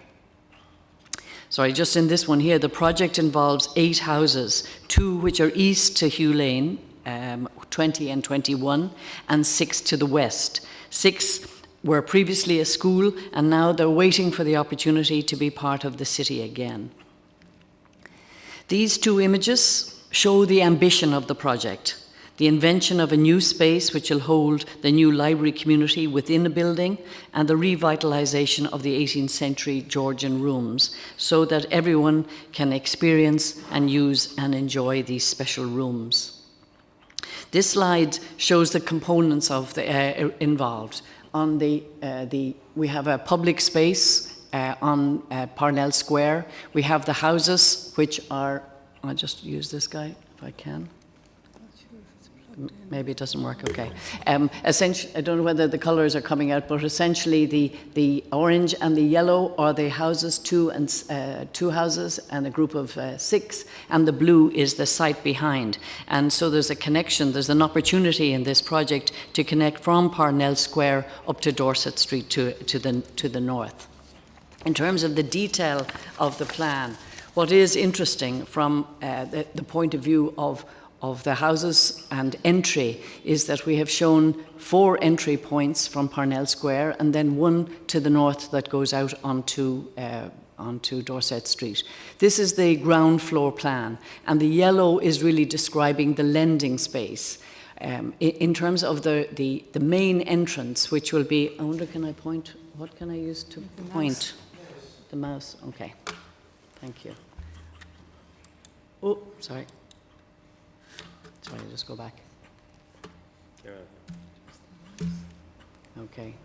How do I use this particular one? Just move it around. Just do this one. Sorry, as the technology is getting to me. Okay, here we are. So here we have the Hugh Lane Gallery. The main entrance into the library will be at this point, and you arrive into the main landing, which is described in yellow. On the left-hand side as you enter is the restaurant, and the orange are exhibition spaces. So essentially, these are what the whole project is involved in, is making the Georgian rooms and the new piece merge together, so that this route, which comes in from Parnell Square and moves out up to Dorset Street, is held together by this grand space. This is a view then to visualize it, if you like. You're now, the image is taken from one of the mezzanines, and you're looking into the main lending library. This is the staircase, which acts as both a staircase and a type of amphitheatre, and you're brought up onto the mezzanine level. You see here the backs of the existing houses here, which form part of this elevation. And these structures, which you see, house staircases and lifts and services, and really the whole idea of the 21st century building is that you get light from above, that we draw in the light from the sky, and these structures not only help you move up and down for access for the whole building, but that also embed the landscape as pocket gardens to the sky. On the first floor, you have the mezzanine level. You've arrived up on this staircase, which is both staircase and amphitheatre, and you're on a mezzanine level, which views into this space. The blue then are the special rooms facing out south onto Parnell Square itself, and these connections. These connections link across. And in terms of access for all, the whole team has worked together so that accessing all the various elements of the building are for everyone, obviously. This space here on the gallery is a fantastic space. You see this image on the right-hand side. There's a fantastic collection which the library has in terms of theatre archive, which will be part of the library itself. This is another image. You're up on the mezzanine again. You're looking in the distance there. You can see the Georgian building, the facade, the back facades of the building facing into this space. You have the high level. This is clear story lighting. These are the, if you like, the desks.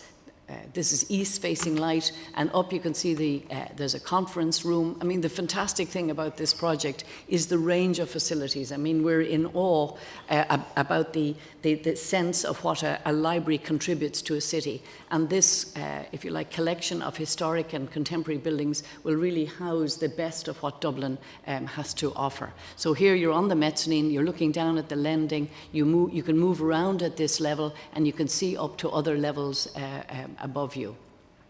This image is taken from the Georgian buildings. You're looking out at the lending level. You're seeing the mezzanine. You're looking up to these pocket gardens.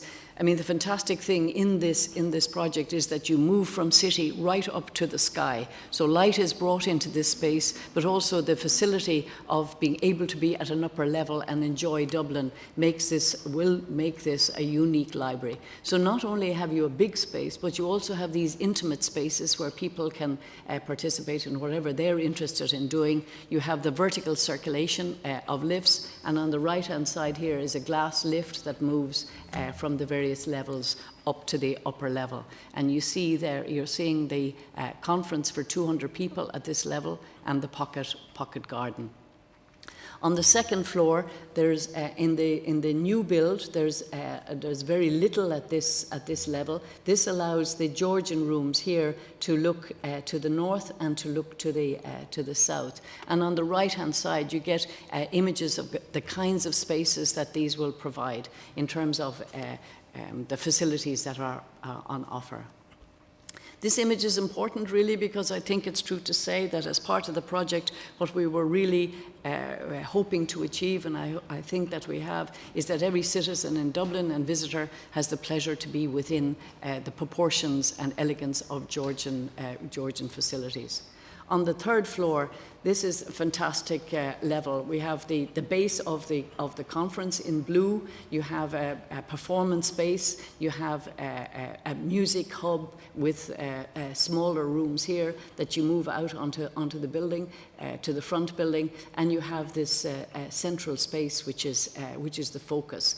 And what is really important for us here, West is in this position here, and what we have is this roof, or the roof light and glass screen here, which brings Western light into this space, but also animates the surface of the houses as they face north. And this image is really, in terms of the design development, this is a pocket garden which is up on the upper levels. This is the 200-person conference room. And you see people here, they're up on the 4th floor at a level which I'll show you other images of in a minute, which is essentially both a roof light and a connection. So at this point, there are 3 bridges which link from the new building out onto the roofs of the Georgian building. You're now on the 4th floor. You're looking back at the conference space over here. You're looking at a pocket garden, which is here, a piece of kind of magic landscape embedded to bring pleasure, but also to bring light down into those spaces. And you're also looking down at this point at the various users of the library at the lower levels. At this point here, you're on the breakout space from the conference, which is both used for exhibition as well as for people to meet one another during conferences. And this 4th floor is a really important floor for us. This is the blue is the conference center. The orange is where we were standing there in the image a few minutes ago, exhibition and breakout space. This is the upper level of the performance, the music hub. You're looking at these pocket gardens there and there. And what was amazing, as we began this project, 2 of the existing buildings that have been used for schools had flat roofs. So what is really fantastic, we believe, in this project is that we've kept the flat roofs and we've made this what we believe to be an important new space for Dublin. You come across from there, across a bridge, across another bridge or another one, onto this space which is on 2 levels. You arrive to here and you have a view right over Dublin city and to the mountains. So we believe that this will be an extraordinary gift to Dublin. On the right-hand side you have the sense of roof gardens, you have the conference building, the conference room, and then the actual exhibition spaces, exhibitions that can happen in the various positions around the building. This is an image when you're on the 4th floor. It's the breakout space from the conference. There are these 3 bridges which bring you across onto the roof. And this is architecturally, I think it's true to say that we worked very hard as a team to bring light down into this space to celebrate the 18th century and the 21st century buildings acting in tandem. And this brings south light into the space and west light in terms of the setting sun.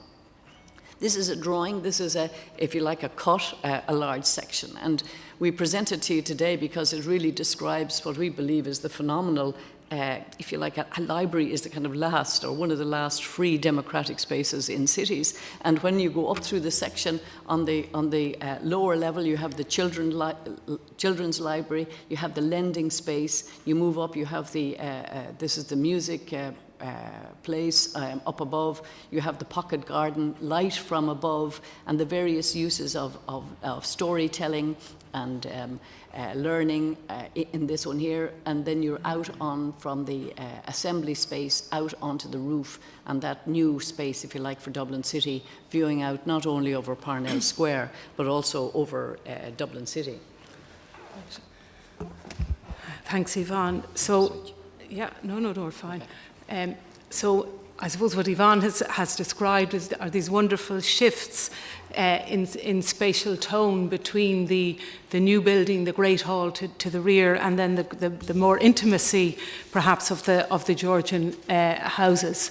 And this image describes a room, what it might be like to be in one of the rooms in the Georgian buildings, facing with their beautifully proportioned scale, interconnected to allow for this enfilade of different spaces, including the south-facing front rooms, which enjoy light, warmth of the sun and the city views. And there will be many of these rooms, I think with 8 houses and 5 floors, I reckon about 80 of these rooms. There are challenges, obviously, in introducing 21st century technology, making them accessible for everyone. But the buildings are resilient, and as Yvonne has indicated, we've looked at where the previous uses, the school, the other layers of occupation have carried out their own intervention and maybe direct or identify where we might intervene and how. Just to move on, finally then maybe to the public realm, which is a third and very critical element of this project. And it becomes, I suppose, very critical because it unifies this part of the cultural quarter, the northern side of Parnell Square, originally called Palace Row, which is very beguiling. It links the houses 20 and 21, which are on the east side of the Hugh Lane, with the other houses and the other part of the library. It's also really critical in announcing the library to the public. There'll be something like 3,000 visitors a day. And in a way, while the drawings and the very dramatic spaces of the new building describe something quite wonderful, in another way, it's quite a discrete element placed in behind the houses. So the public realm becomes a very important announcer of the new quarter. And it also, I suppose, puts out an intention as to how we would like to see, and we, I suppose, in collaboration with the city, maybe a future for the wider square. Because obviously the Parnell Square itself is a very significant 18th century. It's the first of Georgian's residential squares. That whole character of slight reticence or simplicity and a coherence, which this project is about trying to recover, but also recognising, and the image on the right there tries to identify, or it's an image of the National Ballroom, which was in the 2 houses to the east, 20 and 21, and there may be slightly more playful layering of the sign and imbues a kind of a romance of the ballroom, but also how the importance of youth within these buildings contributes to the animation of the public realm. So we've looked back and forwards, and this is an early sketch, I suppose, describing the buildings at dusk, with people coming and going, entering. There are a number of entrances into the library and into the cultural quarter. And I suppose a really significant addition that suddenly there will be lights on in these buildings, whereas at the moment they're maybe resting or somewhat dormant, awaiting for revival. Just to describe a little bit more specifically about the elements of the public realm, key elements. We're widening, so we're enhancing. The whole proposal is to enhance the pedestrian experience. As I mentioned, there'll be 3,000 odd, well, hopefully not odd, happy visitors to the library every day. Odd meaning it could be more, likely so.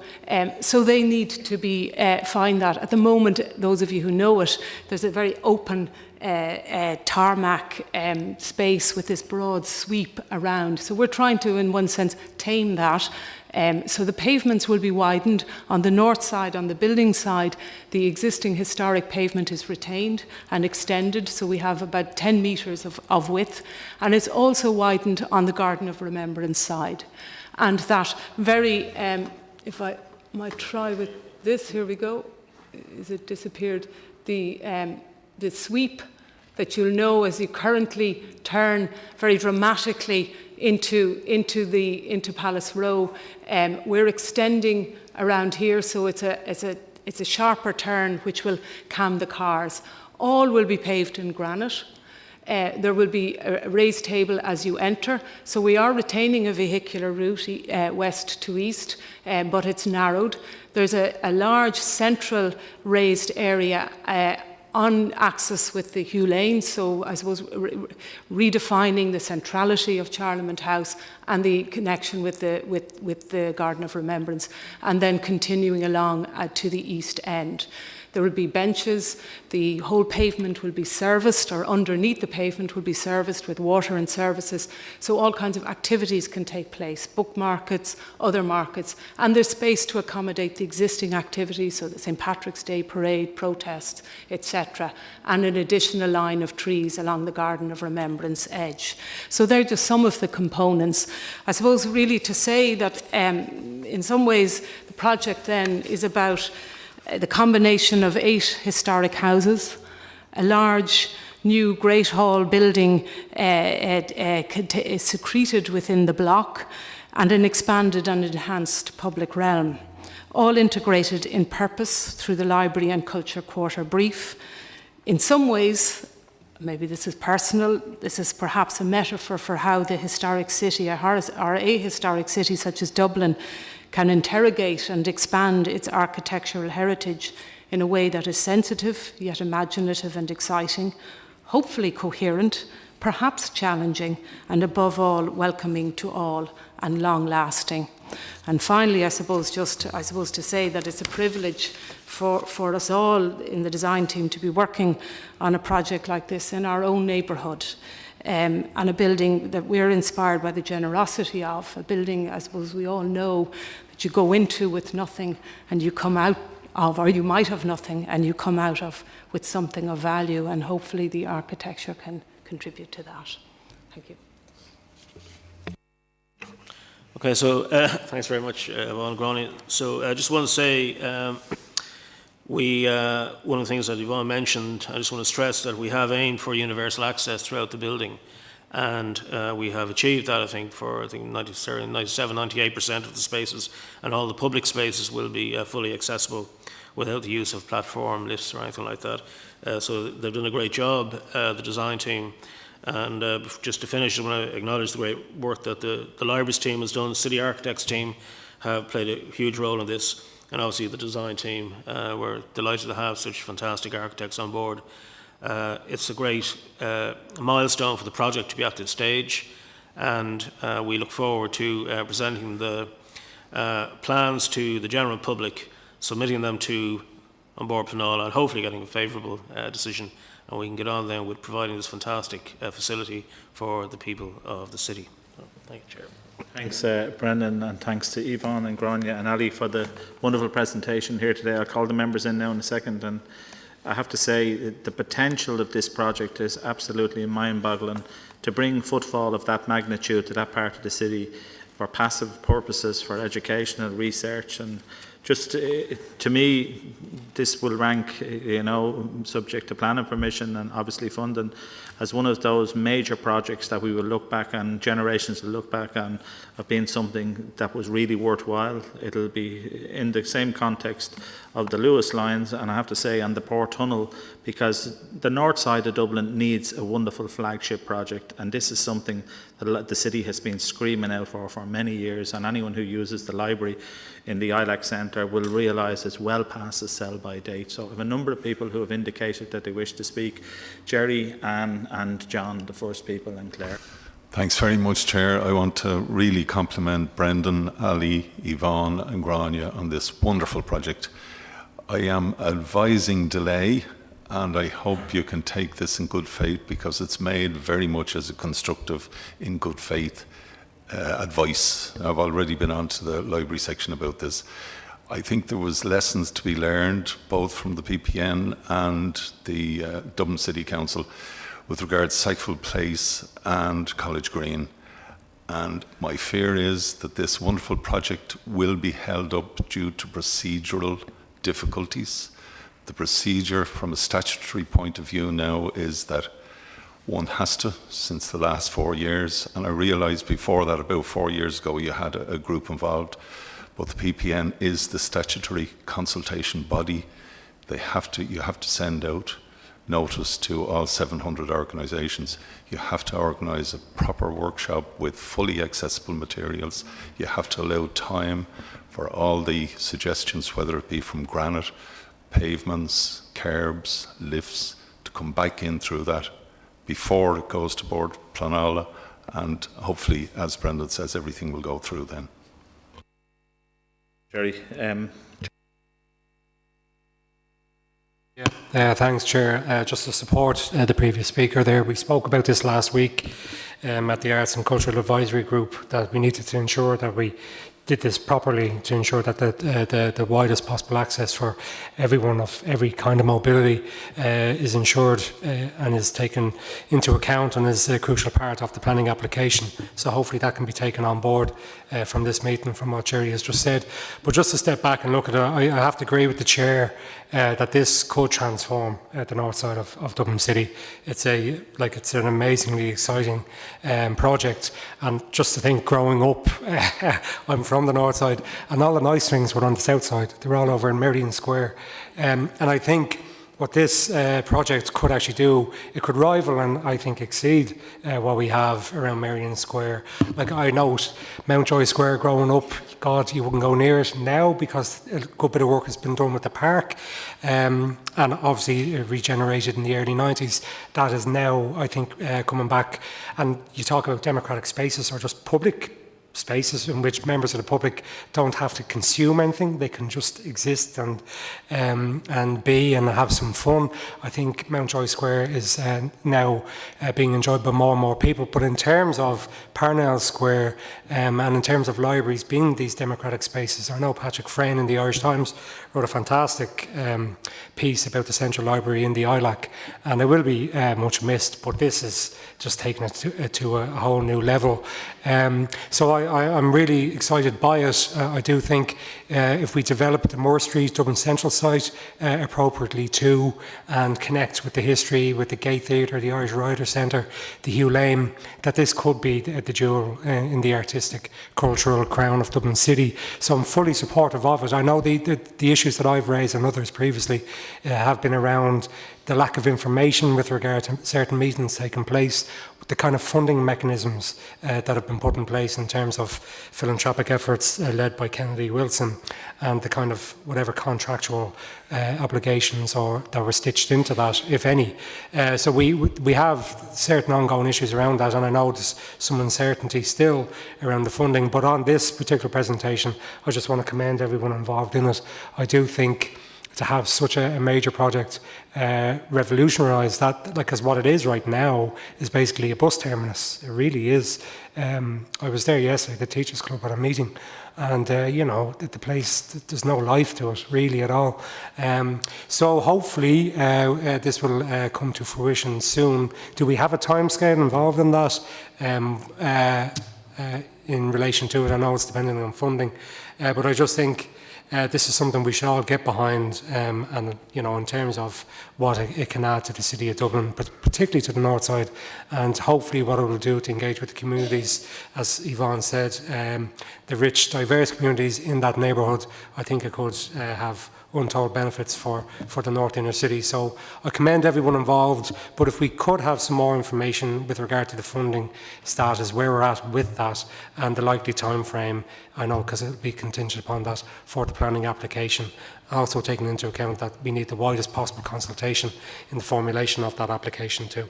Thanks, Chair. Thank you very much, John, for that contribution. And Thanks very much, Chair. First reaction is wow, that it is amazing. I think we're very fortunate to have Irish architects and Irish design team and our own Dublin City Council in terms of briefing this amazing addition to the city. I think that has really helped in terms of being sympathetic and empathetic to the whole city, but particularly to this part, the north inner city, if you like, that has been somewhat neglected over time, and I think this is really going to lift it. It'll certainly help the Hugh Lane Gallery too in terms of footfall and give it its rightful place. It's a thing of beauty, I think, but it's also a very functional sort of building, and I think you know, it appears from what we've seen to provide for an awful lot of needs and wants in relation to that. You mentioned, Chair, that it was comparative to the Lewis and the tunnel. I would say it more in comparative to something like the addition to the Louvre or whatever, because I think it is something that is going to make this city stand out, not only for tourists, but also, I suppose, more importantly for the people of the city itself. I think the teams should be highly commended for it, and I really look forward to seeing it coming on board. Just one detail, I just wasn't quite sure, and maybe you did cover it, in terms of the two houses to the east, how they connect to the rest of the building, or do they connect through the Hugh Lane Gallery, or are they administrative or whatever? And finally, I'd just like to wish the architects well with their Venice adventure. It's a fantastic achievement to get that gig. Thank you. Claire? Thank you. Thanks. It's really exciting to see this progressing, and it's such an incredible proposal and a really beautiful piece of architecture that we'll hopefully see delivered in the city. I agree with everything that's been said, that this is a part of the city that really deserves to have this kind of life brought into it, and it seems like the ideal project for that. I just have one question, and I'm just wondering, was there any given that it's, obviously I understand that the library is the core space with a connection with the Hugh Lane, and that we are developing a new cultural quarter, was there any consideration given to allocating some space to creative studios or writers in residence? We've had discussions at every SPC in relation to the deficit of artist studios and creative spaces in the city. So I just think, to me, this would be the prime opportunity to factor that in to such a development. So just wondering if there had been any thought given to that, or is that something that maybe could be teased out through consultation process? And sorry, will this go to a Part 8? Is that the plan? No. Okay. Thank you. Helena? Thanks, Chair. Just to add to what Councillor Byrne said about artists in residence, we were part of early consultations with the libraries and very much appreciated the opportunity to have some input into the usage of that space, which seems a long way away but feels much more real now that we're looking at the images of it. So just to say that we, as a literature community around that space, are very happy to offer any kind of service that we can. Children's Books Ireland is part of Words Ireland, which is an alliance of 7 literature organisations, and another councillor mentioned that the Irish Writers' Centre is on that side of the square. Poetry Ireland is around the corner. We're on nearby North Great George's Street, and Fighting Words isn't too far away, as is the Joyce Centre across the road from us. So it really is feeding into an extraordinary community of literature organisations in that area, and I would love to see it used as much as possible to draw on its neighbours, to feed into whatever we can. And it was lovely to hear about the importance of young people in buildings contributing to the animation of the building in the public realm. So if there's anything that we can do to help with that, I'd be very happy to. Thank you very much. Brendan? Thank you very much, and thank you very much for your support, councillors and members. I'll come back to the PPA and disability at the end, if I may, just deal with some of the other questions. So in terms of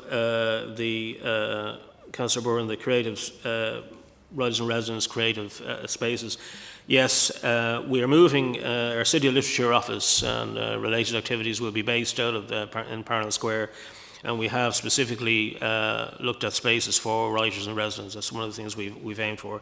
And also the Music Hub will have spaces for rehearsing, recording, performing, and the auditorium will also be available for performances as well. So we think we will be making a lot of provision for people to create. We're sort of saying you can learn, create and participate in this space, and the creative part will certainly be, we pay a lot of attention to that. And one of the ways we'll do that is indeed working with the other cultural agencies in the area. We appreciate the support we've gotten so far from our neighbours in the Irish Writers' Centre around the corner of Poetry Ireland, in Children's Books Ireland, and the Gay Theatre. And we will be working hard to develop and build on the existing partnerships we have, because we know that a facility of this size, it's going to take a lot of animation, a lot of work to get people engaged in it. And we know that we have great partners in the area to do that. We look forward to working even more so with those partners. In terms of how the houses connect, at the moment there won't be, as part of the planning permission, there is no physical connection between 20 and 21 and the houses to the west. But obviously our aim is that the public realm improvements will allow for an external connection between the two spaces. However, nothing we've done will prevent us having an internal connection between the houses and the Hugh Lane further down the road. We just haven't, it's not included in the current planning application. And I think in terms of a timeline, Councillor, it's very difficult to say. The process is an EIA, or it's not a Part 8. It requires an environmental impact assessment. It's going directly to An Bord Pleanála, and there is no set time for them to respond. So we don't know how long it's going to take. But what we do know is that it's a 2-year build from breaking ground to handing it over to the City Council for fit out. So we're sort of thinking around 2023 at the moment. That's sort of what we're aiming for. So just in terms of the PPN, we had, of course, engaged. I suppose because of the length of time of this project, there were some delays, but originally we did have a lot of dealings with the old disability linkage group, and indeed we took on board a lot of the suggestions and comments that were made, and we have a good record of those, and we had a very good engagement. However, we do appreciate now that the PPN has a different role, and we will be working hard to try and make sure that we meet all those requirements in due course, and do welcome your support, Jerry. As I say, we're working hard in the libraries to make all of our buildings universally accessible. We haven't got there yet, but almost all of them are now. And Inchicore, for example, is one that isn't, so we're working hard to get Inchicore up to spec. We have a huge commitment to universal access in the libraries, and it is a really important part of this project. We're confident that we will be able to make allowances, make all the accommodation that we need to make, but we do accept that we do need to consult, and we will do that. Thank you. Could I thank the presentation today here? Obviously, you've seen universal support, you've heard universal support, and it's something that I think the citizens of this city, and I'm glad one of the members mentioned, everything we do is not just about tourists. Our primary concern is the citizens who live in the city and people who come and work in the city on a daily basis. But this is a project here. Ali, Yes, no, I just wanted to add something about the funding. Councillor Lyons, you were looking at that. There is no, you're concerned there might be some uncertainty regarding the fundraising. And no, just to say that from the outset, it's always been the intention that the fundraising proper would start once we had something to wow people with, and I think the word wow was used. There's been an incredibly positive reaction to the proposal at this meeting. So we needed that. We need that before we can go out and fundraise. So what Kennedy Wilson has done is they've employed a new executive who comes with that experience of over 20 years of fundraising for projects. Capital projects, and that person will be starting on the 17th of September and will immediately start approaching potential donors. So the fundraising is starting in earnest now, building on the initial seed funding, which was given millions by Kennedy Wilson to actually get us to planning, because even getting us to planning has been a significant amount of work. So. Just to reassure you, we are progressing now full speed with the fundraising, and we would be confident that we will be able to deliver. Thanks very much, and could I thank, as I say, the members. Do you want to come in? If I may, that to reiterate the point about access for all, that it was central to the whole design team from the very beginning, that we had these Georgian houses, all of which were built independently, all of which, you can imagine what it was like, they all are at slightly different levels. But it was a passion among all the members of the design team and a passion among all the librarians that we would have every citizen feel that they were welcome, not just in theory, but in fact. And the interesting thing about architecture is that it has high aspirations, but it has to solve the most, if you like, intimate dimensions. And I think that it's personally, I think it's true to say for Gráinne and I that working with the librarians, working with the city, trying to bring life to these buildings, and so that just because you might have a certain condition, that you might be debarred from entering a proportioned room that normally isn't accessible to you. So it's been an amazing adventure, I think, for the whole team, that we've been, that there's no, that you either have a lift or you access in. There isn't a kind of so it's gracious and it's integrated. So the ambition is there, and we hope that as you have raised, Councillor, the other kind of consultations, that they are as happy as we are with the ambition to make it seamless and connected. Jerry, let you in brief. Just very briefly, thanks. I just want to thank you very much for that, and I've no doubt whatsoever. I know from the very start you were very involved with the universal access, and I know it's been a real priority of yours, and thank you for that. Just probably to point out to you that PPN is just a small amount of it's to do with disability, but the other, of the 700 groups, it's social inclusion is a big part of it, about 1/3. Environmental is another big part of it, and the last is residential and community. So it's really a wide audience where I think there are a lot of consultation benefits. So thank you very much again.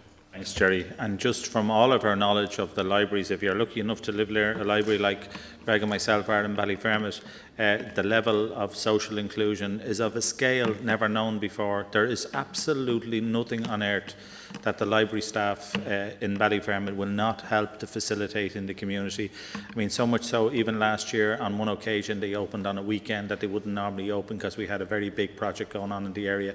So that's the level of commitment.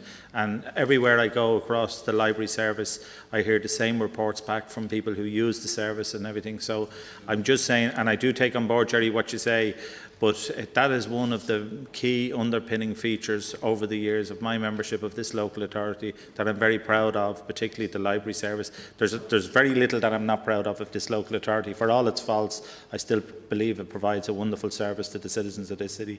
But on that, could I thank the presentation? It was heartening, I have to say, to listen to the enthusiasm of yourselves today, making the presentation, and listening to the members of the SPC contributing towards the discussion here today, and to Ali and her team.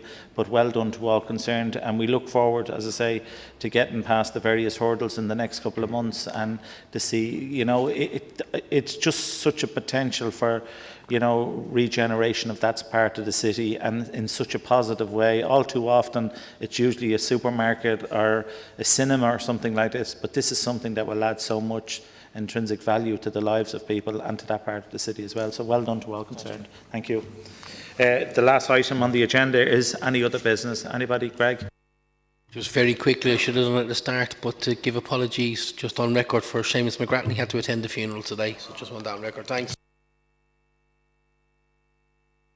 Here today, and look forward to the next week. Thanks.